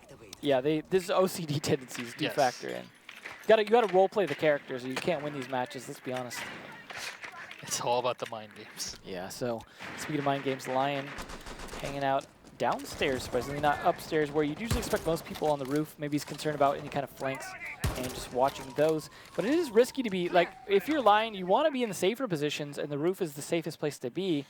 So hopefully he doesn't get picked early, because as we know, even one Lion use is enough to help a lot with momentum in terms of clearing out roamers. The old Claymore, the ever-effective stalwart of attackers. Fortunately, this momentum seems to slow down a little bit. We saw before Bosco wasn't able to clear out enough utility for when they had Ying to go for the attack. So instead of Ying, they're just bringing in Glaz this time. Maybe it'll be a little more effective. Now that they're not as concerned about ADSs from Dave. A bomb has been located. Well, Castle's going to take down the drone. Final second here. E1D will get used up. Great use here of the Echo, and still one more. They can't even find it. Oh my god. He is the Roomba from hell. They just are not going to be able to find his drone. He knows how to play it so well. So unfortunate. And those the castle's actually working against them as well, because he's able to move it right underneath that door, and they cannot follow up the shots on it. Thinking Nate also providing some great intel. Bosco not realizing he's there. There we go. Maybe he'll find him. There we go. Nope, that's still too far, I think, for him to catch Pulse. So he is just going to be able to do his thing. Redeemer, once again, doing his thing, but Lion's going to get thrown out. We've seen this so many times, and they'll drop at least one player from this here, as we see. Oh, he gets the ping on him, too. Now, my man is just going to have to fall back. Gurmy will go down to Dave. As Chala sets up for the second, thinking Nate gets one, and that's the spray. Bosco, though, yet again, going ham with the grenade, taking down Trippin. Unfortunately for him, Bosco, though, will get the second as well. 2 versus 3. And 16 seconds on the clock. Echo, Mira, and the Pulse are still alive. And at least from what I can see it, there's no more C4s alive. Yeah, Redeemer's still alive. Good luck getting that plant down. Look at this angle. Cheeky angle. Chala able to get one. They go for the second peek, and that's an easy frag for Redeemer. Peeks up behind the cocktail bar, and that'll be Ira down on the floor. Space Station Gaming this close. Yeah, with Redeemer playing like that over there, I think you need to put some more pressure on that A site. They just seem to get stalled out so fast. Once they got in, I really like the combination of the castles plus the Echo, because you were just stalling them out constantly in Cigar, because Cigar control is supposed to turn into piano control. But because of the castle there and the people playing inside, the piano, they were able to just stall them off for so long before they got in there. And then the additional intel from the Pulse was really calling things out. The C4 did the down and then got the finish as well in Gurmy. And they had so much control of that site with the way they were playing it and with the setup and the operators they were using. It just did not seem like Era knew what to do to play against it. The Space Station dominated that, now bringing it to 4-2. Looking like the end of an era could be upon us here, as first time seeing Cafe with this new meta slowly swinging in the favor of SSG. Look at that, Redeemer trying to give Crazy a run for his money. Thinking Nate even with some assists as well at 6-1. Just doing a good job. Yeah, even with Chala not really performing as well as Maybe we saw everyone him else play. is stealing his kills.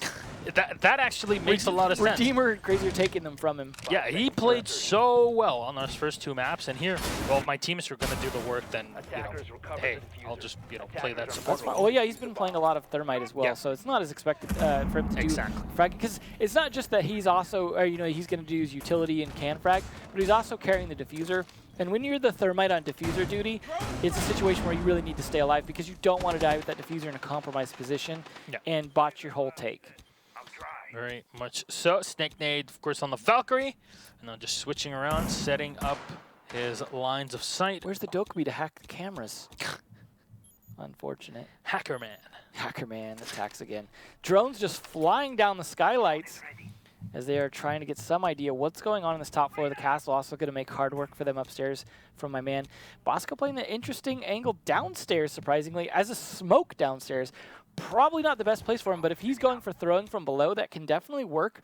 And that might be what he's set up for, to perhaps throw from the freezer or some other interesting way of playing it. But downstairs, him and Mira are both going to have a lot of hard work to try and stop an attack.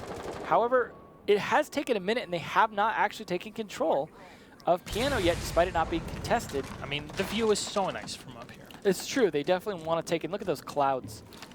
Magnificent. Remember they reworked the skybox a little while ago in their lighting? It's nice. Even some of the colors for floorboards, etc., have been changed around with our most recent patch. So I'm looking forward to the future when they can completely reskin maps and we get like the Outbreak version. And it's just this devilish skyscape. I hope you guys have played Outbreak because it's pretty darn fun to play with your This friends. isn't Outbreak? Yeah, somehow it is not. No. These guys are monsters. So they have a lot of top floor control here. Surprisingly, not turning it into anything. This has been the downfall of Space Station, though. They take this top floor control. They took 2 minutes to do it this time, and they're doing nothing with it. Where's Thinking open up the floor? Where's the angles down from low? Where's Redeemer playing on the window or playing some other angle? They're so There he is. afraid. They're so afraid of what happened before, just holding off the white stairs, that right now they just want to play it safe. And unfortunately, this means burning so much time. Yeah, this is looking like we could see Era just take this off time.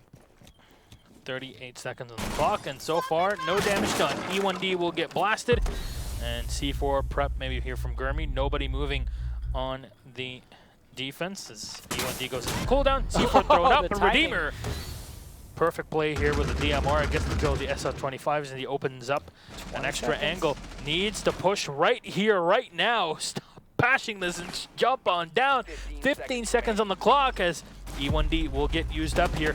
Perfect angle from behind, my man playing the main stairs. There's advantage. Bosco gets one, but Diffuser will get planted. Bosco with one more, turning it into a 2v2. But a bit of damage done, and Dave can still use his E1D. Chala is set up, and Bosco somehow can't land the shot with his shotgun. Is down on the floor. My man trying to enter in from the staircase. As he runs in, they get the spot on him. But Diffuser set up in such a brilliant position here that it makes it so difficult for the defenders to push through. One line charge left. Oh, my man gets one on Chala. There's so little time left here. Can he play the time? Yes, he can. Dave gets one, but Bosco cleans it up. Does he have enough time here on the Diffuser? Might just be a last-second thing as he taps and taps away. And the Era are so close, but no! Space Station will take it. What a close round at the end, but just enough time has been burned by our Thermite. And makes it a win for Space Station Gaming. What a hard-fought victory at the end. For King Leo. They come back after they lose their first map in Border. Just a warm-up. Yeah, 5-3 loss. Era takes map number 1. 5-3 win for SSG on the second one, and then a 5-2 here. Thinking Nate and Redeemer definitely highlighted. 8-9 in GG Space Station take the win versus Era in day one of Season 7 of Pro League. And that's good for a team going into a new org like this. They went to a bigger org, whereas Era was sticking with the existing one. So it is good for Space Station to show up day one. Obviously, that is, I mean, that's good to show up any day.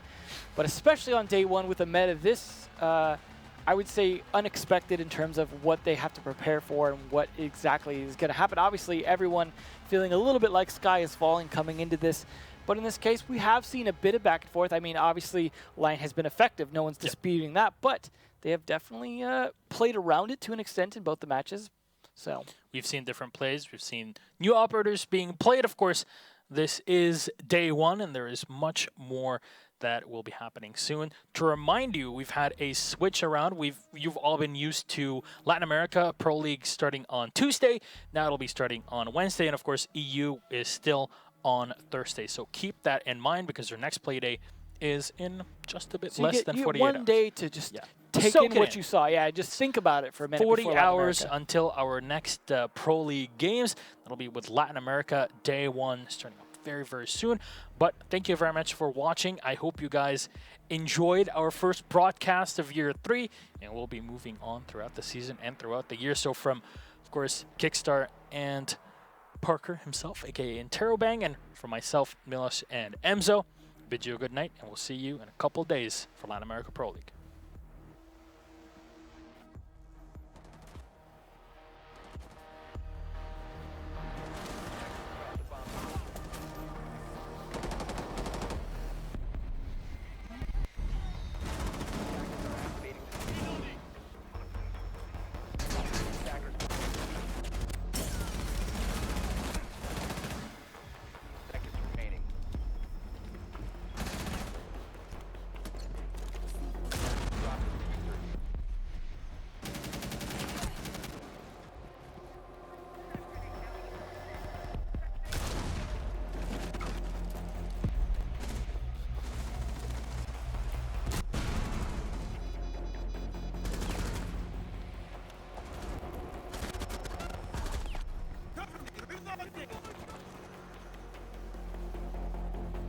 Drop to the diffuser.